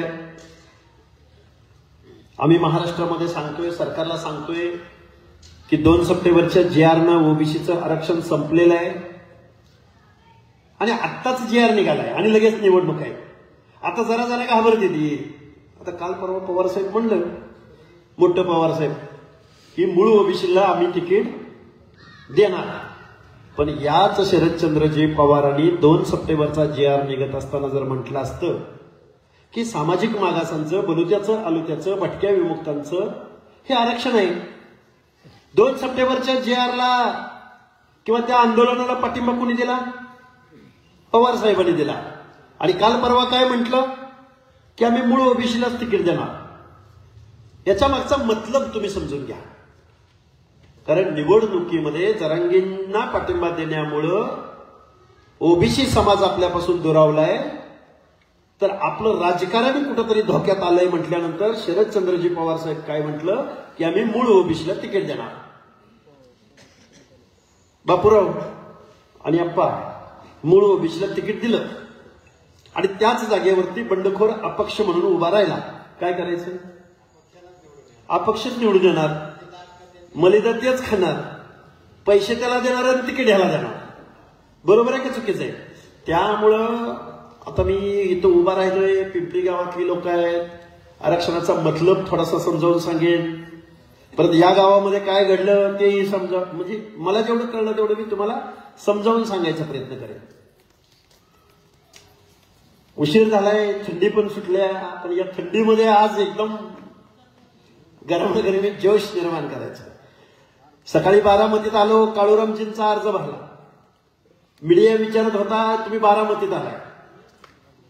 काळूरामजी, तुमचा अर्ज म्हणजे या महाराष्ट्रामधली एक क्रांती असेल. मी क्रांती का म्हणतोय ते तुम्ही ध्यान देऊन ऐका. कारण आरक्षण म्हणलं, ओबीसीच्या एखाद्या पोराला वाटलं मला निवडणूक लढायची आहे, तर या राज्यकर्त्या लोकांनी काय तुमचं नियोजन करून ठेवलं, तर ओबीसीची जागा कुठं राखीव आहे सांग, तिथं तुला मी तिकीट देतो. म्हणजे ओबीसीच्या पोरांनी लढायचं म्हणलं की त्याला राखीव जागेवरच लढता येतं. SC STच्या एखाद्या कोवड्या चुनचुनीत वक्तृत्व चांगलं असलेला, नॉलेज असलेला एखादा पोरगा म्हणला की मला निवडणूक लढायची आहे, तर त्याला कुठं निवडणुकीला उभं केलं जातं? SC STच्या जागेवरच. किती घात मोठा आहे बघा बरं का तरुण बांधवांनो. म्हणजे ओबीसीने निवडणूक लढायची झाली की ओबीसीच्या जागेवर, SC STने निवडणूक लढायची झाली की SC STच्या जागेवर, आणि ओपन मधली जागा, जनरल जागा, हा जो जरांगे आहे ना तुमच्या आमच्या आरक्षणाचं वाटोळं करणारा, तो जरांगे काय म्हणला माहिती आहे का? लोकसभेच्या निवडणुका चालू होत्या, परभणीला महादेव जानकर तिकडे उभे राहिले होते जाऊन. हा बादर काय म्हणला माहिती आहे का? महादेव जानकर इकडे ओपनच्या जागेवर कशाला येऊन उभा राहिला म्हणला. म्हणजे त्याला हेही माहित नाही की लोकसभेला आणि विधानसभेला ओबीसीचं आरक्षण नाही. काळूरामजी, तुमचं मी आभार यासाठी व्यक्त करेन की बारामती नगराध्यक्ष पदाची निवडणूक ही ओपन आहे, जनरल आहे, आणि खुल्या प्रवर्गात एक SC समाजातला पोरगा, दीनदलिताचा पोरगा दंड थोपटून या पवारांच्या विरोधामध्ये निवडणुकीला उभा आहे. आणि आम्ही ओबीसी बांधव, अरे तालुक्याच्या तालुके तुमचे, गावाच्या गाव तुमची. काळूरामजी, त्या मंगळवेढ्याच्या पूर्व भागातनं म्हणजे कर्नाटकच्या बाउंड्रीवरनं चालायला सुरुवात केली, मग तिकडं सांगलीकडे, कोल्हापूरकडे जावा, नाहीतर इकडे सोलापूर, लातूर, नांदेड पर्यंत जावा. गावाच्या गाव यांची, गावाच्या गाव यांची, यांची म्हणजे कोणाची? ओबीसीची. मी ओबीसीची बात म्हणतो. ओबीसी म्हटल्यावर तर 70%. पण एका एका जातीचं 1 लाख मतदान आहे, 1 लाख मतदान. गावगाड्यामध्ये माळी, साळी, कोळी, तेली, हटकर, धनगर, सनगर, वंजारी, लोणारी, परीड, गुरव, गडशी, नाभिक, सुतार, लोहार, कुंभार, बेरड, बेडर, रामोशी, बेलदार, वडार, वैदू समाज, जोशी समाज, गावाच्या गावं तुमची, गावाच्या गावं. आणि त्यामध्ये बहुसंख्येनं असणारा, आम्ही तर म्हणतोय धनगराची संख्या महाराष्ट्रात 2 नंबरला. 2 नंबरला नाही काळूरामजी, मी दाव्याने सांगतो, लिहून देतो मी बॉन्ड पेपरवर, 5-10 अंकानं आहे ना धनगरी 1 नंबरला. आता हे बोललो तर मग ह्यानं कुठनं माहिती आहे, मग तुम्ही कुठनं माहिती आहे? कुणबी आणि ही एकत्र झाले की आम्ही 1 नंबरला.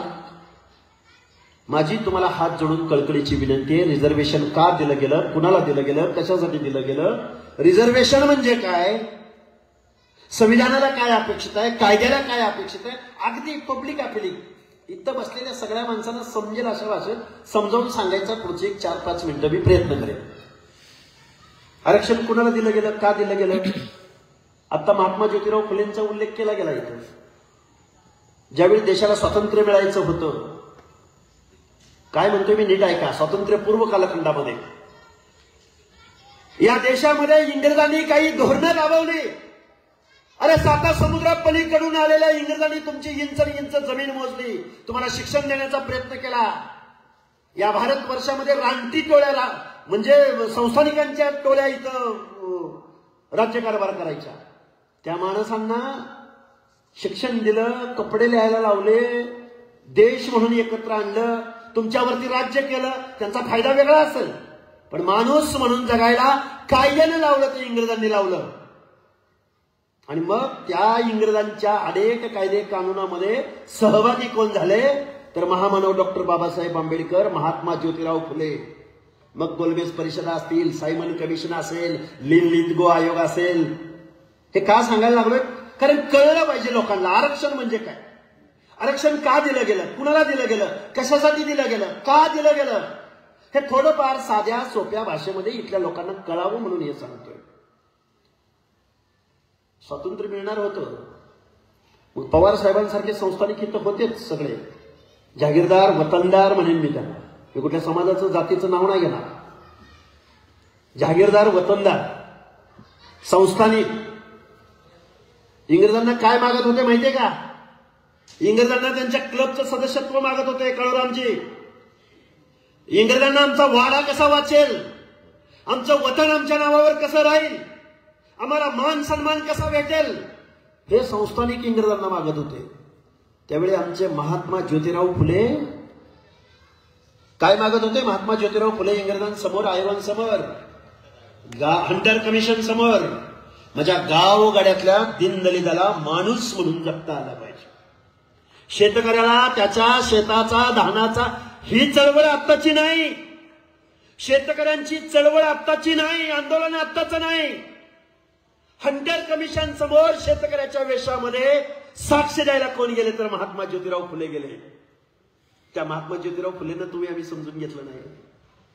डॉक्टर बाबासाहेबांना तुम्ही आम्ही समजून घेतलं नाही. राजर्षी शाहू महाराजांना तुम्ही आम्ही समजून घेतलं नाही. राजर्षी ही पदवी कोणी दिली शाहू महाराजांना? राजर्षी ही पदवी शाहू महाराजांना उत्तर प्रदेश मधल्या कुर्मी महासंघानं दिली. आणि त्याच राजर्षी शाहू महाराजांच्या नावानं विद्यापीठ असतील किंवा अनेक महत्वाच्या ठिकाणाला नावं कोणी दिली तर मायावतींनी, काशीरामजींनी दिली. आणि त्याच उत्तर प्रदेशमध्ये दिली. आणि महाराष्ट्रामध्ये म्हणजे आरक्षणाचे जनक शाहू महाराज, संविधान निर्माते डॉक्टर बाबासाहेब आंबेडकर, समतेचं तत्व देशाला देणारे महात्मा ज्योतिराव फुले. नाव कुणाचं घेतलं? फुले शाहू आंबेडकरांचं. कुणी घेतलं? नाव सांगायची गरज आहे का? कुणी घेतलं फुले शाहू आंबेडकरांचं नाव? महाराष्ट्रामध्ये पुरोगामी महाराष्ट्र फुले शाहू आंबेडकरांच्या प्रतिमांना विनम्र अभिवादन करून आम्ही आमचं घराणं चालवतोय. बरोबर आहे का चुकीचं आहे? आता मगाशी तुम्ही तुमच्या एकदम रांगड्या भाषेमध्ये ते सगळं समजावून सांगितलंय गावकऱ्यांना. बुथला कोण होतं, कुणाला कोण होतं, कोणाला काय होतं तुम्ही सांगितलं. त्यामुळं मी त्या गोष्टीत जात नाही. ओबीसींना आरक्षण कशात दिलंय तर पंचायत राजमध्ये, ग्रामपंचायत, पंचायत समिती, जिल्हा परिषद, नगरपंचायत, नगर परिषद, नगरपालिका, महानगरपालिका, कॅन्टोन्मेंट बोर्ड. आणि मला वाटतं सोसायट्यामध्ये कुठंतरी भटक्यांना काहीतरी थोड्या 1-2 जागा दिल्या. ह्याच्या पलीकडे तुम्हाला आरक्षण दिलंय का? तुमच्यामध्ये भांडणं कुठं लावली? गावच्या पंचायतीमध्ये भावकीमध्ये भांडणं लावली की नाही? पॅनल लावून पंचायत समिती, जिल्हा परिषद, ग्रामपंचायत. आणि तुम्ही आम्ही बसलो गावागावात भांडत. तुमचं आमचं टार्गेट काय असतं? मला पंचायती मेंबर बनायचं, मला छडपी मेंबर बनायचं, मला दादा तिकीट देतो म्हणलंय, मला कारखान्याला संचालक पद मिळणार आहे. ह्याच्यातच भांडलो का दुसरं कशासाठी भांडलो? पण या राज्यकर्त्या लोकांनी ज्यावेळी कायद्याच्या सभागृहात जायची वेळ आली, बारामती लोकसभा परिसरामधल्या सगळ्या लोकांना माझं सांगणं आहे, अरे तुम्ही आम्ही कशासाठी भांडत राहिलो तर गावच्या पंचायतीसाठी भांडत राहिलो. पण कायद्याच्या सभागृहात जायची वेळ आली, अजितदादा पवार, सुनेत्राताई, सुप्रियाताई, आता तुम्ही म्हणाला यांच्यावरच बोलते, यांच्या कुणावर बोलायचं? ते जाऊ दे, आता काय ते माहितीये की सगळ्यात किती उगाळायचं तेच. तुम्ही काय करताय नक्की? गावगाड्यातल्या 18 पगड जातीच्या लोकांनी फक्त मतं द्यायला जन्म घेतलाय. तुमचं आज ओबीसी मधलं आरक्षण गेलंय. या निवडणुकीमध्ये तुम्हाला हे जाणवणार नाही, पण इथून पुढच्या सगळ्या निवडणुकामध्ये तुमच्या सगळ्या जागा गेलेल्या असतील. मग आमचा खासदार नाही, आमचा आमदार नाही, मग तुम्ही आणि कुठंतरी काढायचं. आमचं झडपी मेंबर एक आमच्या गटातनं झालतं बरं का, अध्यक्ष झालता बरं का. अशी वेळ येणार, कारण तुम्ही जर घरामध्ये शांत बसला ना, पुढच्या पिढ्यामध्ये तुम्हाला उभं राहायला सुद्धा संधी मिळणार. हे जबाबदारीनं बोलतोय. मगाशी मी तुम्हाला एक संदर्भ देत होतो महात्मा ज्योतिराव फुलेंचा. त्यावेळी जर ही मंडळी असती ना इंग्रज आणि 1947च्या कालखंडामध्ये, अरे या माणसाने तुम्हाला आम्हाला मताचा अधिकार सुद्धा दिला नसता. दिला असता? काय पडलंय हो गावगाड्यातल्या दीनदलिताचं, गोरगरिबाचं, कष्टकऱ्याचं, भटक्या विमुक्ताचं काय पडलंय यांना? दिला असता का मताचा अधिकार तुम्हाला आम्हाला या लोकांनी? अरे गावगाड्यामध्ये पंचायतीसाठी एकमेकाची डोके फोडणारी तुम्ही आम्ही माणसं, ज्यावेळी कायद्याच्या सभागृहात जायची वेळ येते त्यावेळी कुणाचं तरी बघा, अजितदादा पवार विधानसभेला उभे होते, त्यांच्या विरोधामध्ये कोण उभे होते? युगेंद्र पवार. काय काय पवार? युगेंद्र पवार. दादांना, तुमच्या आमच्या गावामध्ये दादांना मत तुम्ही जास्त दिलं का कुणाला मत दिलं? दादाला दिली का नाही मदत तुम्ही आम्ही गावागावात? दिली का नाही? मग 2 सप्टेंबरचा JR निघत असताना दादाचं मत काय होतं विचारलं का तुम्ही कधी त्यांना? तुमचे लोकप्रतिनिधी आहेत ना दादा, आहेत की नाही? माझी तुम्हाला हात जोडून कळकळीची विनंती आहे, बाबा हो, हे प्रतिनिधित्व कुणाला दिलं गेलं, का दिलं गेलं? हा विरोध आजचा नाहीये, तुमच्या आरक्षणाला आज विरोध नाही. या देशामध्ये संविधान लागू झालं, संविधान लागू झालं त्यावेळी डॉक्टर बाबासाहेब आंबेडकरांना विरोध झाला ओबीसींना आरक्षण देत असताना. 340व कलम तुमच्यासाठी लिहिलं बाबासाहेबांनी, आणि मग SC ST साठी 41वा आणि 42वा कलम लिहिलं. देशाला स्वातंत्र्य मिळालं 47ला, संविधान लागू झालं 1950ला, आणि ओबीसीला कायद्याने आरक्षण मिळालं 1994ला. काळूरामजी लक्षात ठेवा, बाबासाहेबांना प्रश्न विचारला, कुणी विचारला प्रश्न बाबासाहेबांना? बाबासाहेबांना प्रश्न विचारला सरदार वल्लभभाई पटेल, ओबीसीच होते परत ते. त्यांनी प्रश्न विचारला, शांत जरा, एक 5-10 मिनिटं वेळ घेतोय, जास्त वेळ घेणार नाही. बाबासाहेब म्हणले, तुम्ही दलितांना आरक्षण दिलं, आम्ही समजून घेतलं. ज्यांच्या बाबतीमध्ये छूत अछूतपणा पाळला गेला, अनटचेबिलिटी, काय टचेबिलिटी, अनटचेबिलिटी, स्पृश्य अस्पृश्यता ज्यांच्या बाबतीमध्ये पाळली गेली, त्या दलितांना तुम्ही आरक्षण दिलं, आम्ही समजून घेतलं. तुम्ही म्हणले शेड्यूल्ड ट्राईब्सला आरक्षण दिलं, म्हणजे आदिवासींना आरक्षण दिलं, ट्रायबल लोकांना आरक्षण दिलं, तेही आम्ही समजून घेतलं. जे जंगलात राहिले, डोंगरदऱ्यात राहिले, त्यांचं प्रतिनिधित्व तेही तुम्ही समजून घेतलं. पण गावगाड्यातल्या माळ्याला, कोळ्याला, तेल्याला, धनगराला, वंजाऱ्याला, लोणाऱ्याला, म्हणजे गावातल्या आताचे जे सगळे ओबीसी, सोनार, सुतार, लोहार, यांना काय आरक्षण देताय तुम्ही बाबासाहेब? त्यावेळी महामानव डॉक्टर बाबासाहेब आंबेडकर बोलले, गावगाड्यातल्या, गावकुसातल्या दीनदलिताला मी कायद्यानं सूचीबद्ध आरक्षण दिलंय. सूचीबद्ध म्हणजे शेड्यूल्ड कास्ट, शेड्यूल्ड ट्राईब, मी यांना कायद्यानं आरक्षण दिलंय.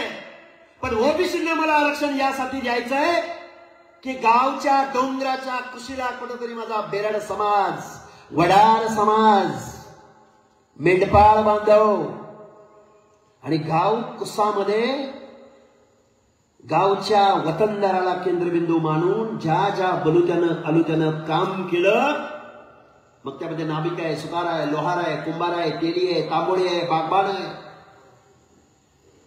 या माणसाने गावच्या वतनदाराला, गावच्या प्रमुखाला, गावच्या पाटलाला प्रमुख मानून सेवा देण्याचं काम इथल्या व्यवस्थेमध्ये गेल्या शेकडो वर्षामध्ये केलं. त्या माणसांना सुद्धा मला शिक्षणाच्या प्रवाहात आणायचंय, निर्णय प्रक्रियेत आणायचंय. आणि या स्वतंत्र अशा भारत देशामध्ये त्यांना मान सन्मानानं जगवायचंय म्हणून मी ओबीसींना आरक्षण देतोय.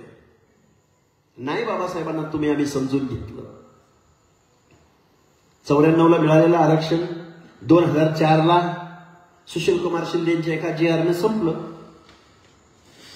आरक्षण म्हणजे गरिबी हटाव नाही. आरक्षण मिळालं म्हणून प्रत्येक घरामधला कलेक्टर होणार नाही. आरक्षण मिळालं म्हणून प्रत्येक घरातला पोरगा झेडपी मेंबर होणार नाही. आरक्षण मिळालं म्हणजे घरावरती सोन्याची कौलं लगेच दुसऱ्या दिवशी बसणार नाही. तसं असतं तर काळूरामजी SC आणि ST बांधवांना आणि 1950ला आरक्षण मिळालंय. अजूनही झोपडपट्टीच्या बाहेर त्या माणसाला जाता आलं नाही. अजूनही मान सन्मान इज्जत त्यांना देऊ शकलो नाही. अरे एखाद्या कलेक्टर पोरग झालं तर त्याला सरकारचा जावाई म्हणून नव्या पद्धतीने हिणवण्याची प्रथा आज चालू झाली. अरे शेकडो वर्षाचा जाच आहे तो कुठं 75 वर्षात संपतो का? पण गावागाड्यातल्या दीनदलित ओबीसी बांधवांनी एकत्र चालले नाही, एकत्र येऊन बोललेच नाही. ज्या गावातल्या ग्रामदैवताच्या गाभाऱ्यामध्ये ज्या लोकांना प्रवेश नाकारला गेला. मी गरिबीचं नाही बोलत, गरिबी कर्माने येते जाते. एखादा गरीब झाला म्हणजे त्याची इज्जत नाही कमी होत. पण जन्मानं जात जन्मानं येते. जन्मानं जात ऍफिडेव्हिटद्वारे मिळत नाही.